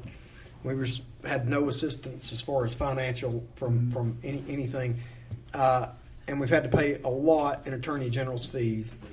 We have a current case that I feel confident that we're going to be able to get rid of soon, but that's a case up in the Northern District.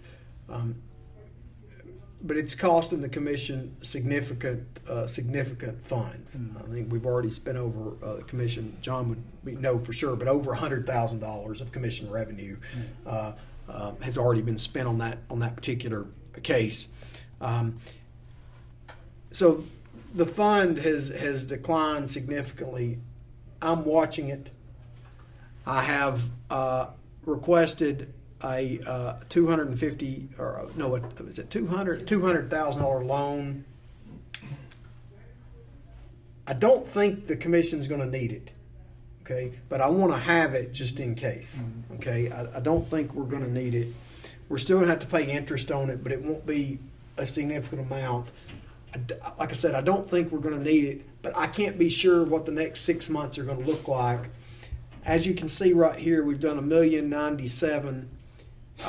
Which is essentially right where we should be, but we're going to have more to add to that. I think we closed the first 6 months of the year with above $1.2 million.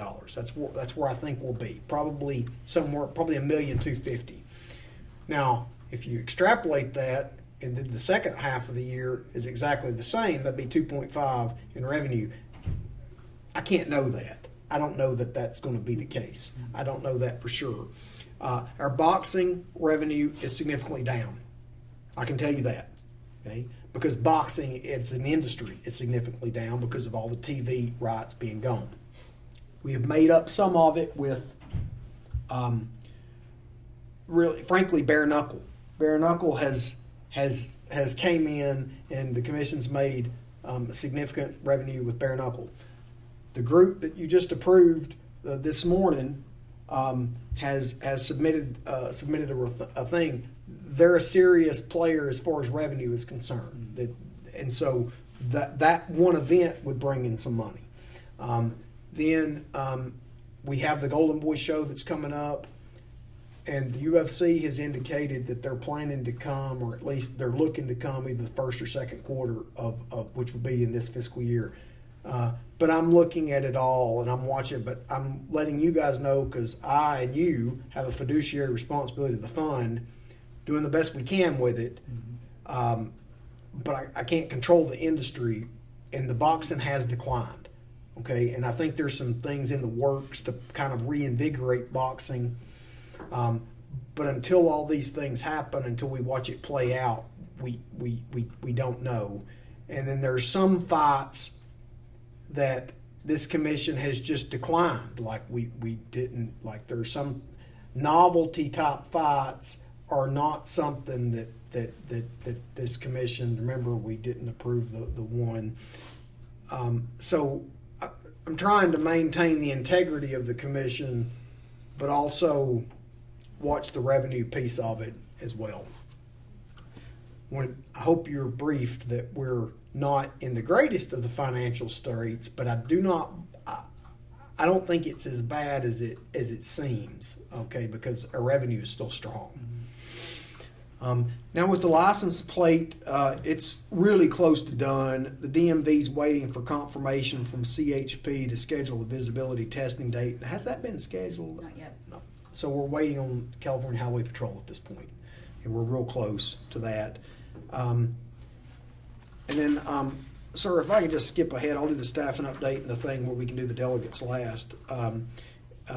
The commission's still operating really lean with one associate analyst, 2 staff analysts, chief athletic inspector, an assistant chief athletic inspector, and Patricia is the assistant executive officer.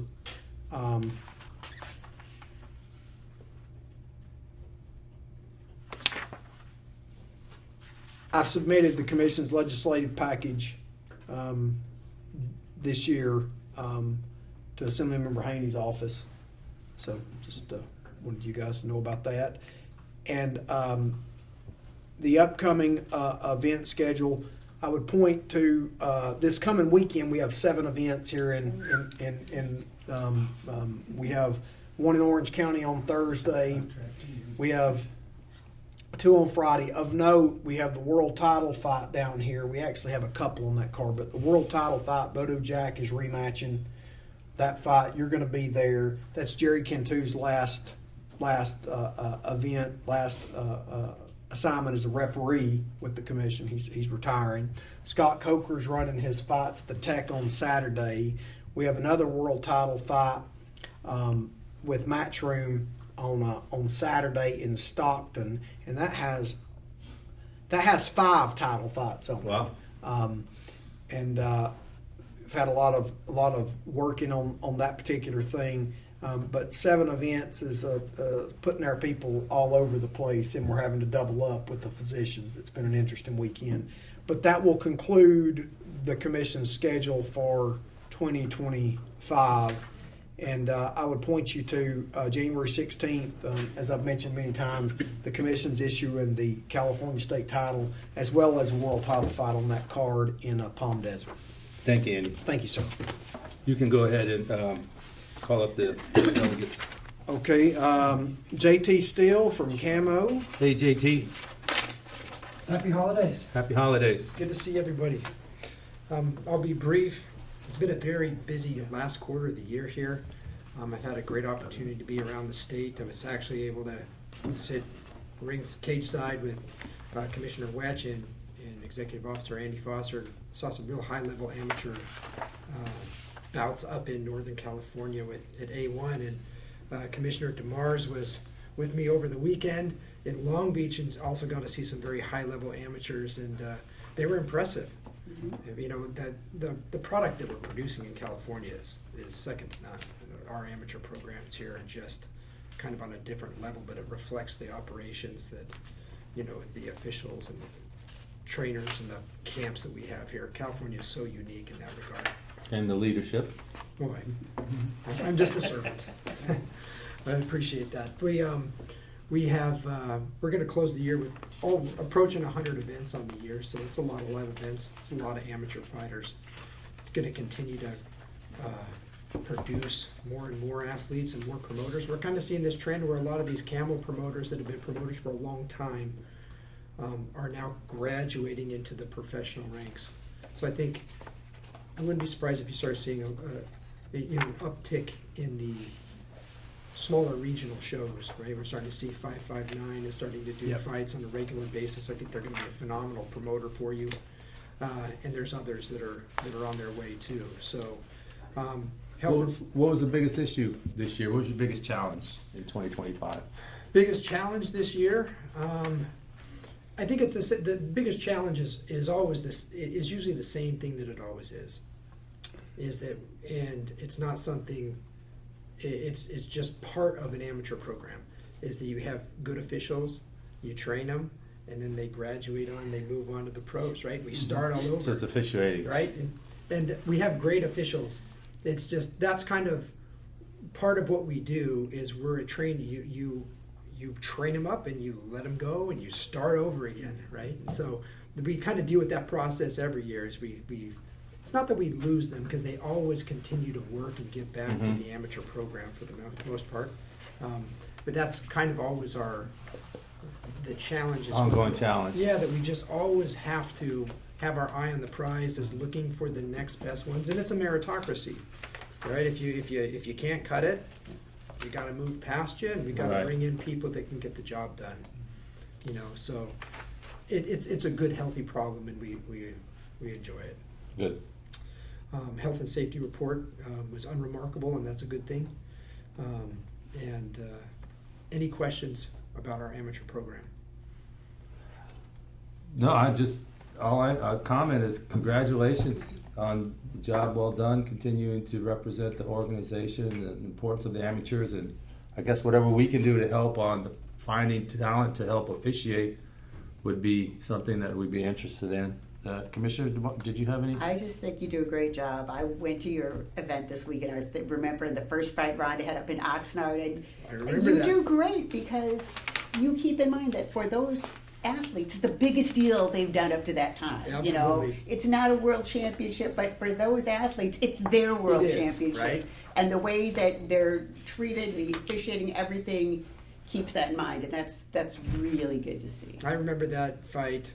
You know, every once in a while, the fighter will come through, and the first time that you see them, you recognize greatness, and you go, "Oh, that is going to be spectacular." I remember the first time that she came through the ring, I thought, "This is going to be transformative for the sport," and it was, right?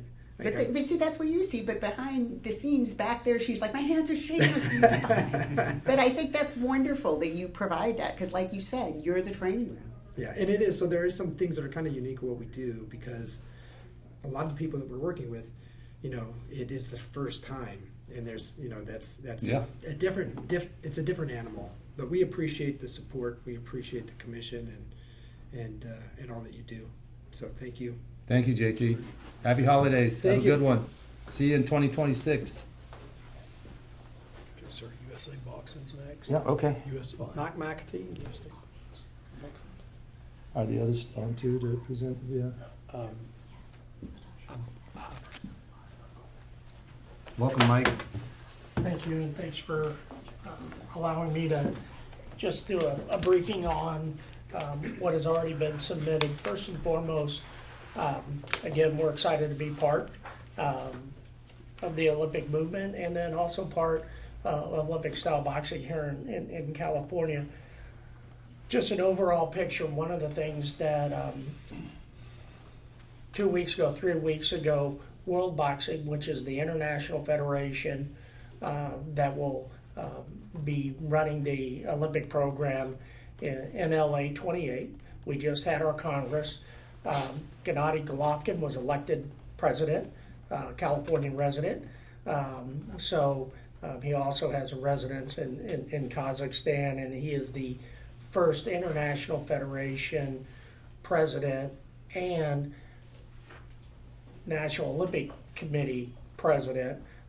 There's three, but this is the first one for Kazakhstan. So we believe that that's going to be very helpful as we move forward with LA 28.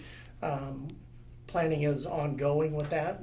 USA Boxing, as part of World Boxing, is right now working with the LA 28 committee in regards to venues and things like that. So that is an ongoing process, and it's going really well, and we're excited about that. So just to confirm, boxing will be a part of LA 28. Yes, it is part of 28, and now we're working to establish World Boxing to be 32 in Brisbane and moving forward. Okay. The venues that will be the Peacock Theater, and finals will be at the Crypto. So going to be pretty amazing. So I think we'll be doing some follow-up with you all. We are completed our membership year, which ended in October 31st of this year, starting for next year. I can tell you we had a record membership in the United States. We're over 67,000 members. California, and I know that the commission was really concerned about events and participation.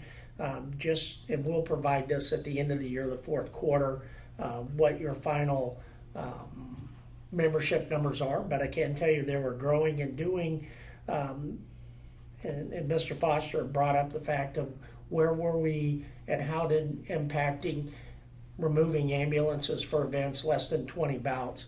I can tell you membership Q2 versus Q2 24-25, membership in California went up 66%.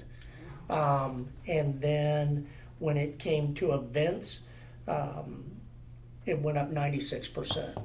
So it had a direct, everything staying the same. The removal of that requirement has impacted membership and participation here in California. So I'd like to thank you all on behalf of our 4 LBCs.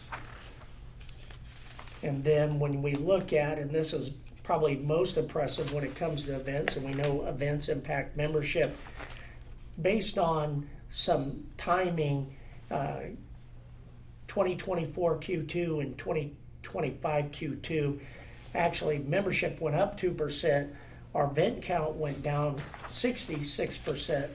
However, in California, comparing Q3 to Q3 25, bout numbers went up 28%, and event rounds went up 132%.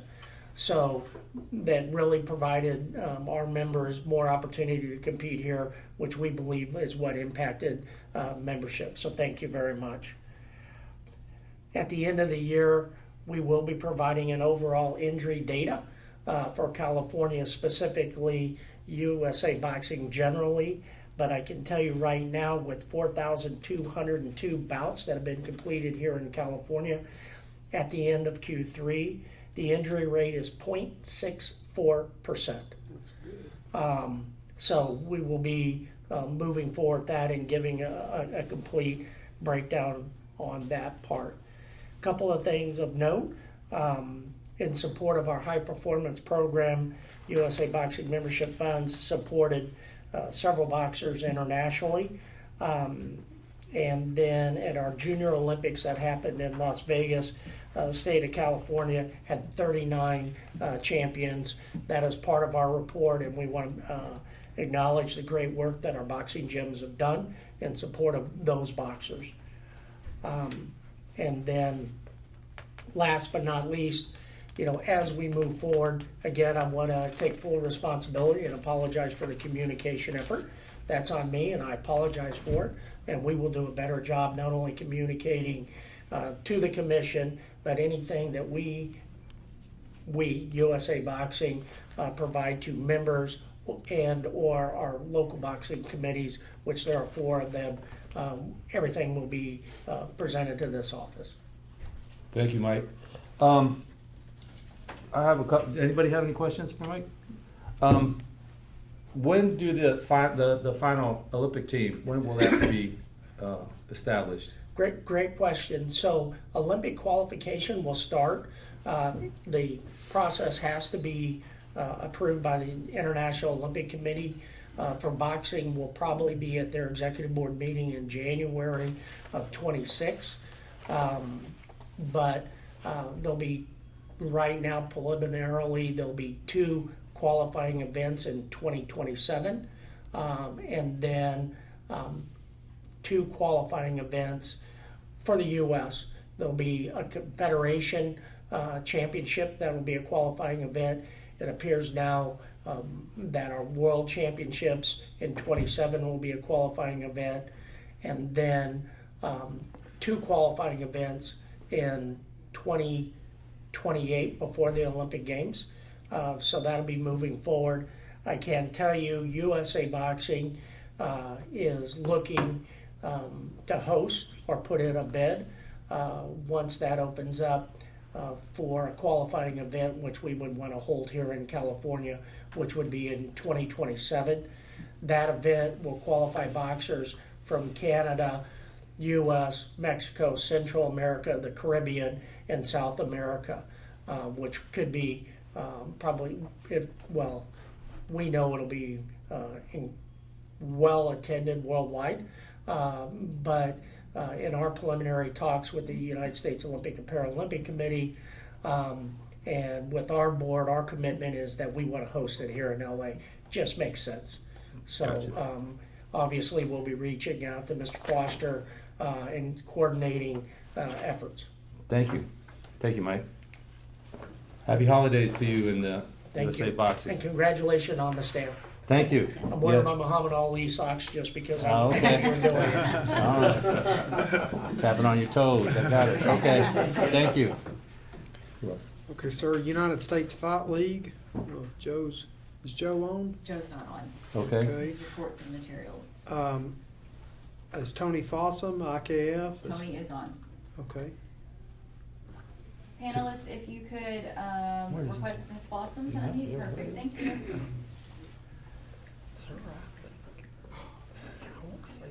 Hello everyone, can you hear me? Yes, Tony, we can. Perfect, okay. So, good to see everybody, even though I'm seeing you from WebEx instead of in person this time. I just want to do a quick review of the report that I'm sure you have in front of you. Over this last quarter, as of the time the report was turned in, we regulated 8 events. Between the time the report was turned in and today, we did add one more event that we regulated. So a total of 9 events this last quarter. I'm happy to say that all of those events are really well attended. I know I've said this before, but I want to reiterate it to all the commissioners and to everyone listening that the state of amateur Muay Thai and kickboxing in California is just continuing to grow and continuing to expand, and it's evidenced by these events. Every single one of these events that we regulated this last quarter were well attended, and we actually had 5 of them that were officially sold out. Ended up with all seats being taken, standing room only. One of our promoters even had to open up a second ballroom simply with a telecast version of the event. That's how popular this sport is in the state right now. It's on fire. And with all of those 9 events, very happy to say that we had 0 transports within those. Always happy to report that. And in this last quarter alone, the fighters in California are really stepping up their game because we have so many events going on. The quality of the events is improving, the quality of the fighters are improving, and they have really stepped up to the challenge this last quarter. And the IKF actually awarded 3 state titles, 1 interstate title, a West Coast title, and 4 USA national titles, all certified through the IKF. Out of those 4 USA titles, we had Mika Relojo, who is based out of Sunnyvale, Alberto Montano, who's based out of Rockland, Amanda Saldano, who is based out of the City of Industry, and Kevin Cummings, who actually is based out of Sacramento. So 3 of those 4 champions were out of Northern California, just all USA titles again. So very proud of our fighters. I really want to encourage and once again invite the commissioners to please try to make it out to one of our events. You'll see on our calendar that's listed on our report, we do have a referees training coming up on January 4th. Very excited about that. Looking to hopefully bring on some new referees. But you will also see on January 24th and January 31st, we have 2 very, very popular Muay Thai events. January 24th is in Southern California. It'll be in San Diego. That's Cali Muay Thai. The 31st is Rising Stars, which will be in Sacramento. If any of the commissioners want to come as our guest to those events, please just contact me. I would be more than happy to make seating and ticketing arrangements for you so you can see what all the excitement continues to be for Muay Thai in the state of California. I will say we sanction all across the U.S. We do sanction in other countries. California is really the hot spot. And I believe that has a lot to do with how active and successful the commission is, so credit to you. And we are very, very proud to be a part of that and thankful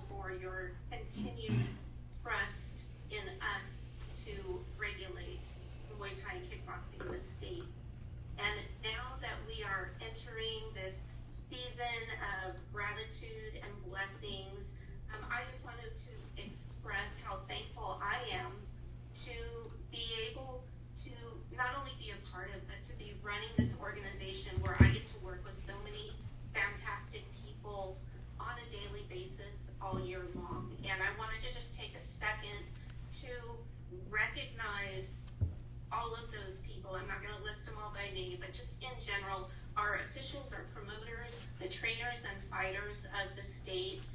It's been an honor to work with you guys for almost going on 3.5, 4 years now. We just have so many unsung heroes in the amateur fighting world that never are necessarily brought to the forefront. You may not ever hear their names, but they're the people that do the important work, not only with the fighters and trainers, but even here in our office when it comes to upholding the safety. We have people who literally sit here at the computer and do background checks on the fighters to make sure that we are matching appropriately, we are matching safely. We do our best. We work very, very hard to make sure that all of our suspensions are listed both on our IKF Fight Sports website and our IKF Fight platform. And that makes it easier for other organizations, other commissions to be able to go on any of our sites, find fighter records, find suspensions, which of course is going to make the sport just safer across the board, not only in California, but across the United States. So I just want to say to all those people that work for the IKF and that fight for the IKF that I am grateful to all of you for really elevating this sport within the IKF, within the state. Very proud to be working with you. I see all of your hard work and your dedication, and I appreciate that. I just want the commission to realize that too, that there are a lot of hardworking people out there trying to make this state better. Thank you, Tony. Thank you. You're welcome. Hope you guys all have a wonderful holiday. Thank you. You too. Thank you. Sir, would we have somebody from Waco, Tom Henninger is on from Waco. Okay.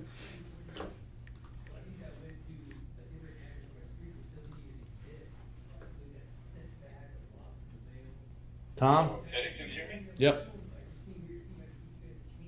Well, good morning, everybody. It's good to see everybody. And as usual, I appreciate the way the board operates.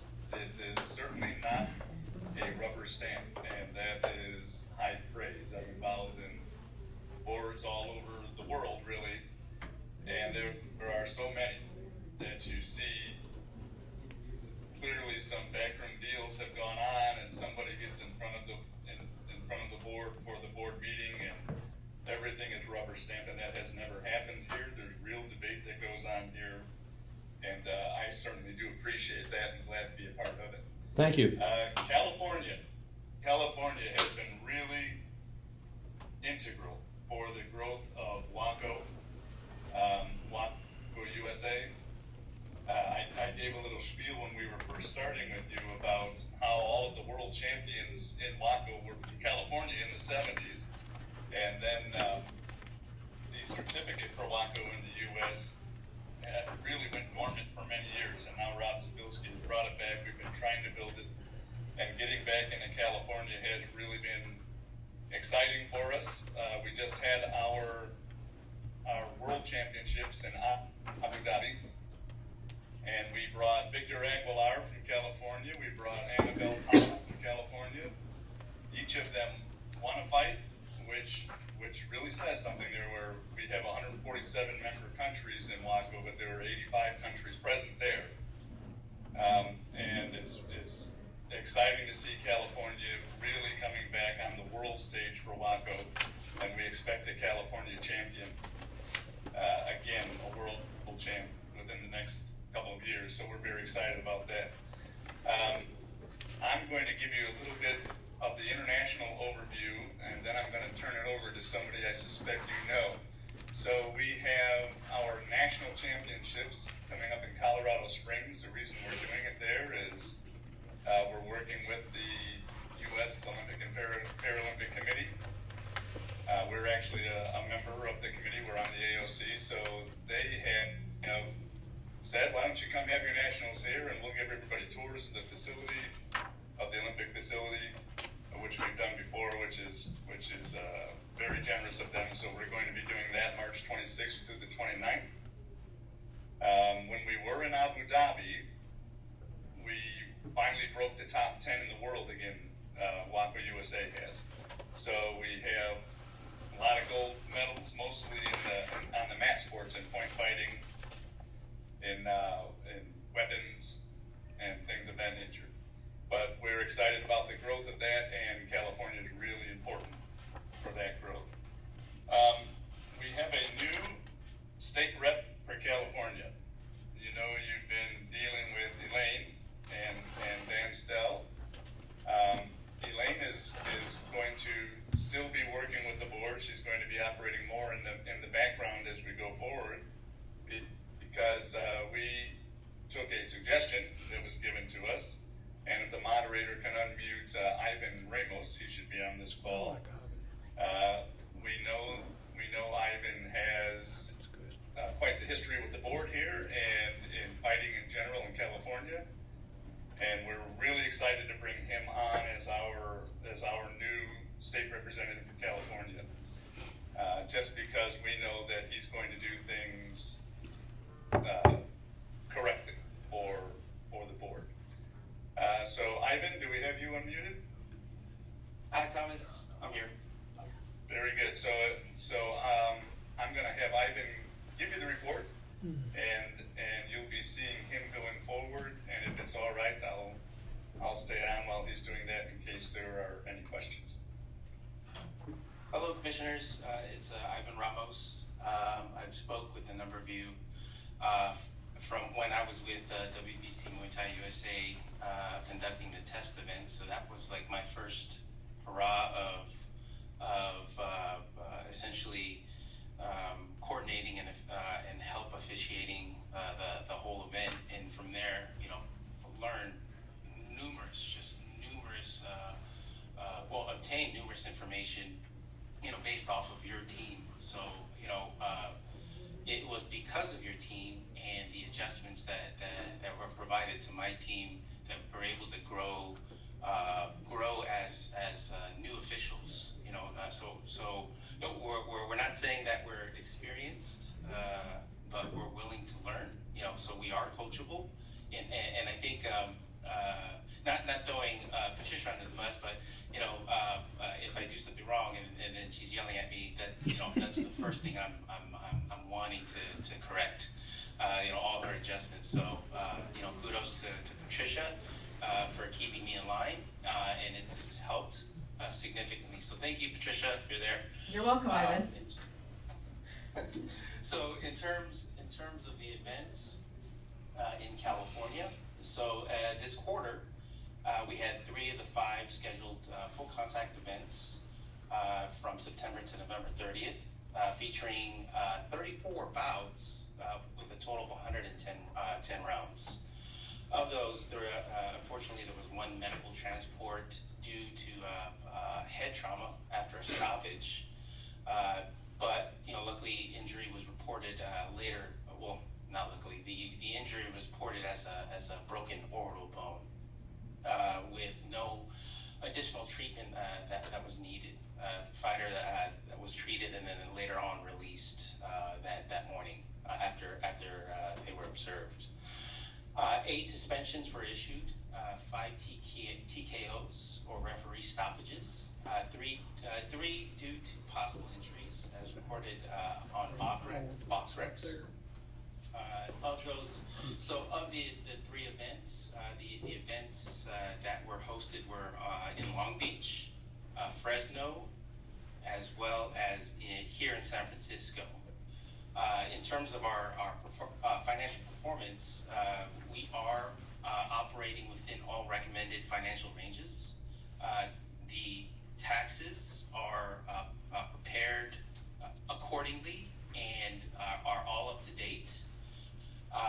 In terms of training and development, we have been hiring officials or lead officials to train officials here. As I mentioned previously, although we're a new team in California,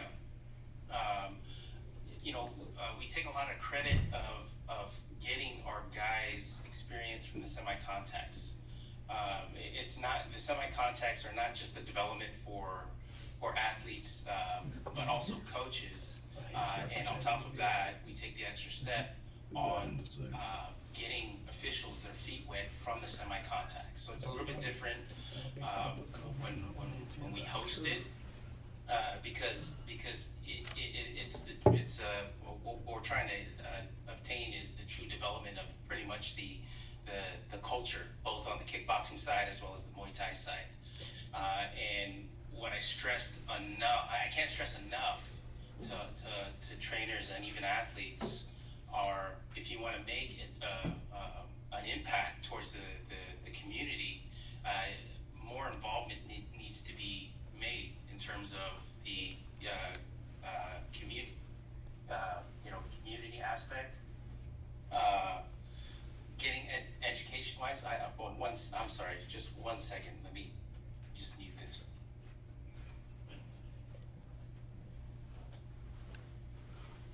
I apologize. I had a call. But yeah, so big part of it is to be able to educate both athletes, trainers, and officials. And for 2026, we will have a referee and officials training on January 31st with stellar referees. And again, like Mr. Steele mentioned, the officials course, grooming officials is one of the most important pieces, and it's an ongoing, just like grooming, your new athletes. It's the same thing. Grooming new referees and officials in order to make sure that we're making athletes safe and so forth. So it's just 1 second. Just 1 second. All right. Thank you. Thank you for your update. Thank you, Ivan. Yeah, I apologize, guys. That's all right. Thank you. Sir, we have one more with ISKA. What's his name? Anthony Quesada.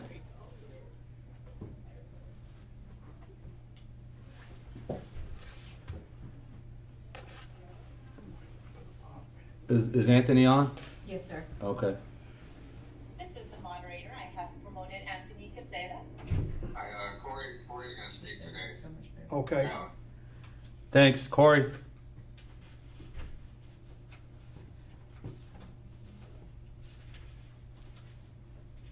Corey? This is the moderator. I do not see Corey logged in. I do have individuals logged in with phone numbers. All right, Corey. Could someone? My apologies for interrupting. No problem. This is the moderator. If you called in only, Corey, if you press *3, you can raise your virtual hand, even though you're on the phone. Okay, gotcha. I'm gonna send a request to a meeting. I have to go find his phone number.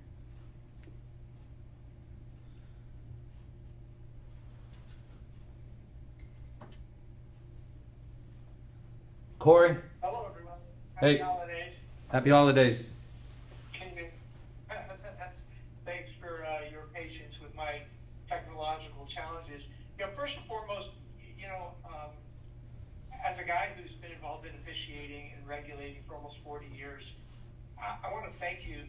Plugging into the commission meeting, CSAC's meeting, is the best opportunity that I could possibly get for continuing education. So I thank you for that. We've submitted our quarterly report. That speaks for the ISK's activity and performance. So I'll move on and say that we appreciate the commission's support, continuing privilege to serve the state. I look forward to being in attendance to San Jose this weekend to work with CSAC, to work with CAMO, to to work with our state director, Mr. Casada, and our Northern California ISD infrastructure at Fight Night event at TechCU. We're proud of our participation there in California, and we come to serve. Thank you. Thank you very much, Corey. Happy holidays to all of you. Thank you.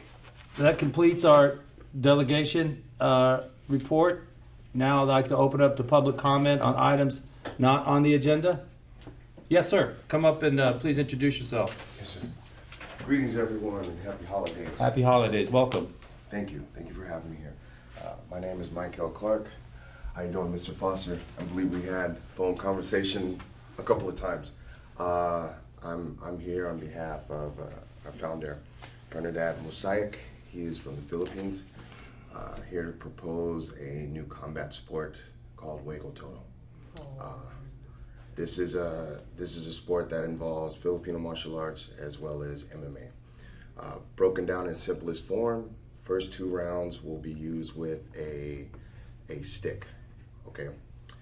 Before I go any further, I would like to address that there were other combat sports that involved weapons inside of a ring or inside of a cage. We don't have any affiliation with those groups. I believe there was one with medieval weapons, swords, or whatnot. Aluminum, unsharpened, dull edges, of course. That is not what we're about. For the amateurs, we have padded sticks. As far as the density of the sticks, it's not solid wood like this table, so to speak. It is hollow. This sport has been carried on since 2011 over in the Philippines. And it was recognized by the Game and Amusement Board in the Philippines and is now recognized as a universal,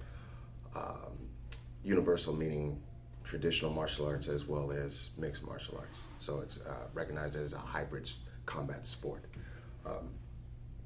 They would like to do the same thing here in the States.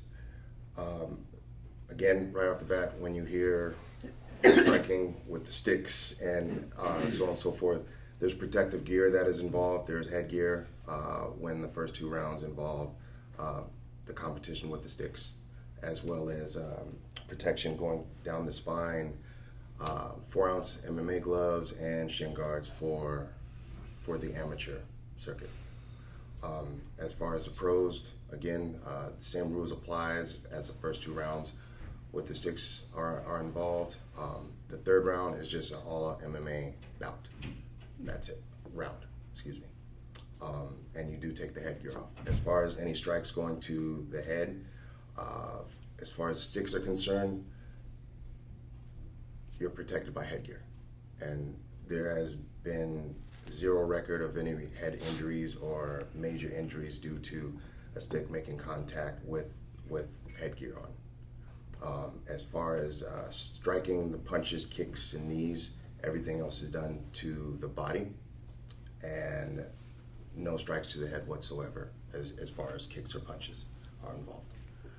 Now, when it's on the 3rd round, that's just a regular MMA round, just like for camo or professional MMA. I've been doing martial arts for well over 30 years now. Traditionally, I started out with Filipino martial arts as well. I'm a 4th generation Jeet Kune Do practitioner and a Silat instructor. I have my certifications. Then I ventured on into professional mixed martial arts. I've understand the way martial arts carries themselves on both sides, traditional and for sport. I've also been able to utilize my skills in security and law enforcement. So I'm very well aware of different types of injuries that happen depending on the scenario, let it be sport, street-related, or training inside a controlled environment as far as a martial arts school. I'm open to any questions anybody might have. Thank you for coming and thank you for putting this on our radar. Yes, sir. We appreciate that. Obviously, it's a long road for us to understand and learn about the sport. Absolutely. And you'll have to communicate directly with Mr. Foster on the totality of the sports, the issues, the rules, et cetera, et cetera. So that's where it would need to start. But thank you for coming and letting us know about the sport. What's the name of it again? Wago Toto? Let me write that down. Wago Toto. This is from the Philippines. Yes, sir. In addition, How do you spell Toto? T-O-T-O? T-O-D-O. B-O. Okay. D, sorry. D for David. T-O-D-O. Like all. Okay. I'm sorry. Like all. Like total. Yes. Okay. Just to add, because it's so new to people who are unfamiliar in the States, we're hosting a series of workshops throughout the country. So I'm covering all of California. We have ambassadors in Northern California, Texas, good Lord, Texas, Maryland, Florida, and New York. So these workshops are being held and taught to all possible practitioners and people who want to get involved with officiating, so they have more of an understanding of the sport. They get to have hands-on with the equipment that we use, as well as like Q&A sessions. I'm actually hosting one this Sunday, and I'm having a couple of friends of mine from Camo, the officials from Camo. They're going to come down, and they're just going to merely observe. And afterwards, I'm going to clear the floor with all the practitioners, and I get to sit down with these individuals, and they get to just, Q&A, pick me apart, all that they want, and I'll have other representatives from Wago Toto to help out with any information, data needed. Thank you for that information. I'm sure you'll communicate with the right folks, but yes, sir. Mr. Foster would be your first and consistent discussion to have. Absolutely. So we can better understand this the sport that you bring. Definitely. Thank you so much. Thank you very much. I All appreciate right. your time, everyone. Thank you. Happy holidays. Oh, wait, any public comment from folks on the phone? This is the moderator. The instructions are on the screen for your reference. If you're logged in or you've called in, let's start for those that logged in. You can raise your hand by clicking on the outline of the hand, typically bottom center of the WebEx screen, or on your phone, you'll find it under the menu bar. For those who are calling in only, star 3 to raise your virtual hand. So I do have two individuals. I'll start off with Johnny Davis. I'm going to send a request to unmute your microphone, and I'll set my timer here to 2 minutes. Thank you. Johnny, you have 3 minutes, please. Good afternoon. How's everyone doing today? Good. Thank you very much. I am Johnny Davis. I am actually the founder of the Point Muay Thai Point Kickboxing, and also with the PBSC. Also work with Tony Fossum with the IKF, and running that in other parts of the country.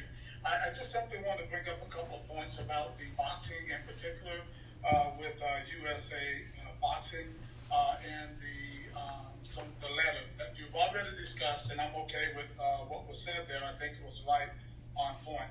I just want to be clear that with USA Boxing, I think they need to take another look at organizations like us, as Andy already said, that we report all of our information to BoxRec. We are probably the only organization out there with the IKF Fight platform, where we report all of our suspensions and things like that on the platform, as well as that goes directly to BoxRec. So I certainly do not see why our name and IKF would be mentioned in anything that USA Boxing is doing.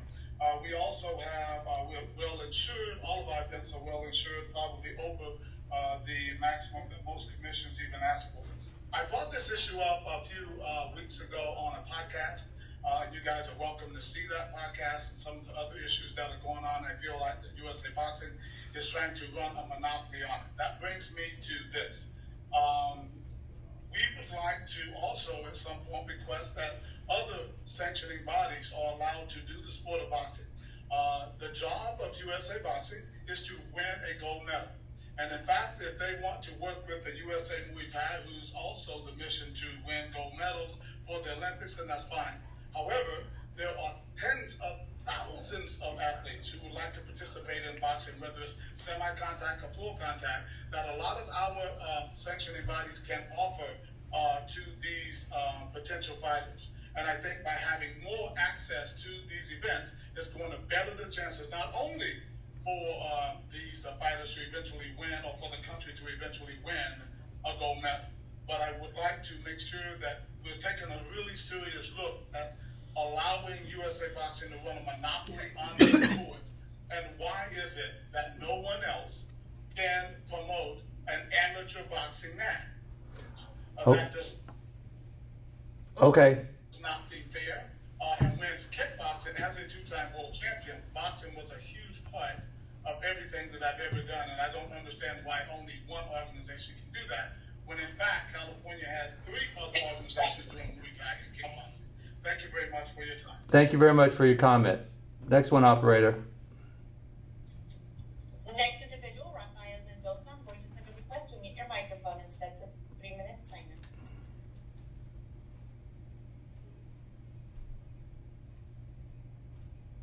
Hello, can you hear me? Yes. Hello, good afternoon, Executive Officer and members of the public. My name is Rafael Mendoza, and I'm here on behalf of the athletes, coaches, and families who participate in technical and amateur boxing development programs across California. I want to respectfully share a concern regarding the October 30 USA Boxing letter that restricts USA Boxing members from participating in any boxing or competitive sporting events not sanctioned by USA Boxing. My intention is not to challenge USA Boxing's internal policy, but simply to speak from the perspective of athletes who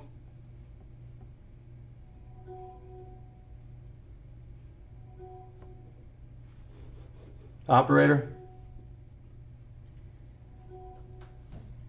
We lose the moderator. Did we lose the moderator? No. It's, I don't know what that is. Okay. Can you mute Rafael? support, Oh, and there you they go. depend on local, well-regulated systems to grow safely before entering full contact competition. When an organization tells athletes they cannot participate in any other program, even those that operate responsibly and safely, it limits athletes' development and can unintentionally discourage participation in the sport as a whole. I believe California benefits from multiple pathways, all held to high safety standards and accountable to this commission. Athletes should not be penalized for choosing the environment that best fits their level, their goals, or their family circumstances.